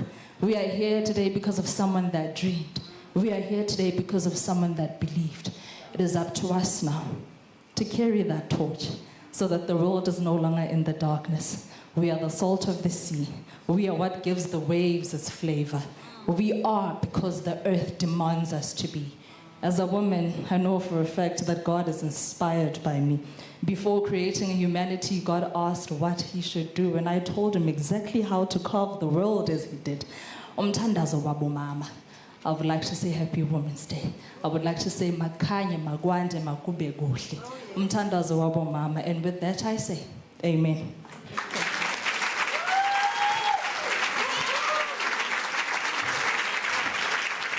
Thank you. As I call, thank you. As I call VC and team have another urgent engagement they need to run to, but we'd love for the closing remarks to be done in their presence. So I would love for Pindile to come back from the Thabo Mbeki Foundation and make the closing remarks. Thanks.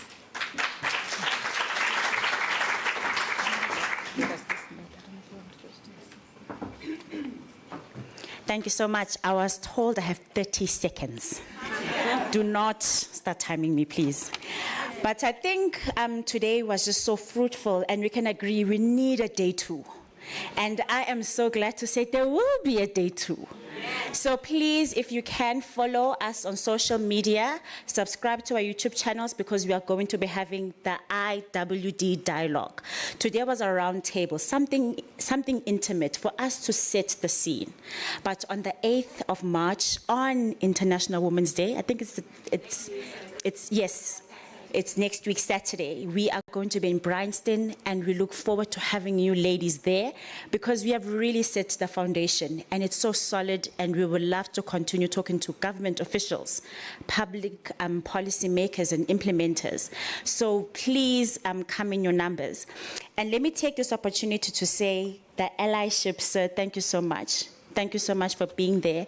And of course, thank you to the rest of our speakers, who your insights have really inspired us today to take a minute step individually to do better, to go home and teach better in our families. So thank you so, so much. And I believe lunch is served.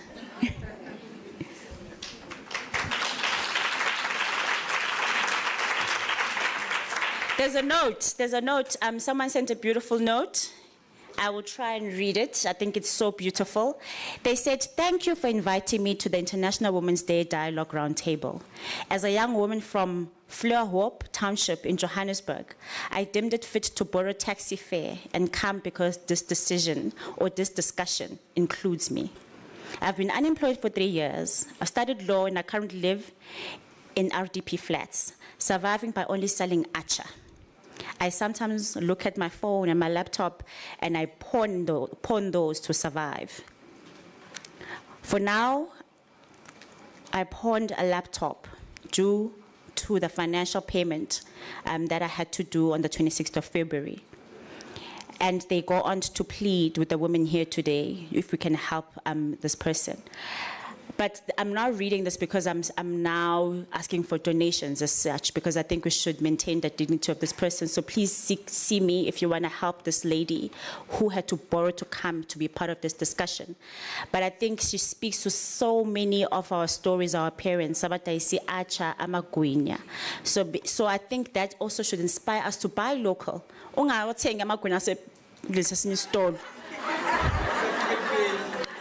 But please, whoever wrote this, thank you for coming, and we hope you are inspired. And if you can help this lady, just if you want to connect with her, please see me, and let's try and change her life. Thank you so much. Okay, so VC has a request to have a short audience with Mama. And so VC, should we usher you to the holding room, or where do you prefer? Anyway, okay, but we will announce it privately. But at any rate, lunch is served. The food is right over there. And please, thank you so much for coming and for staying throughout. Sorry we couldn't take all the questions and hands. Thank you, thank you, thank you.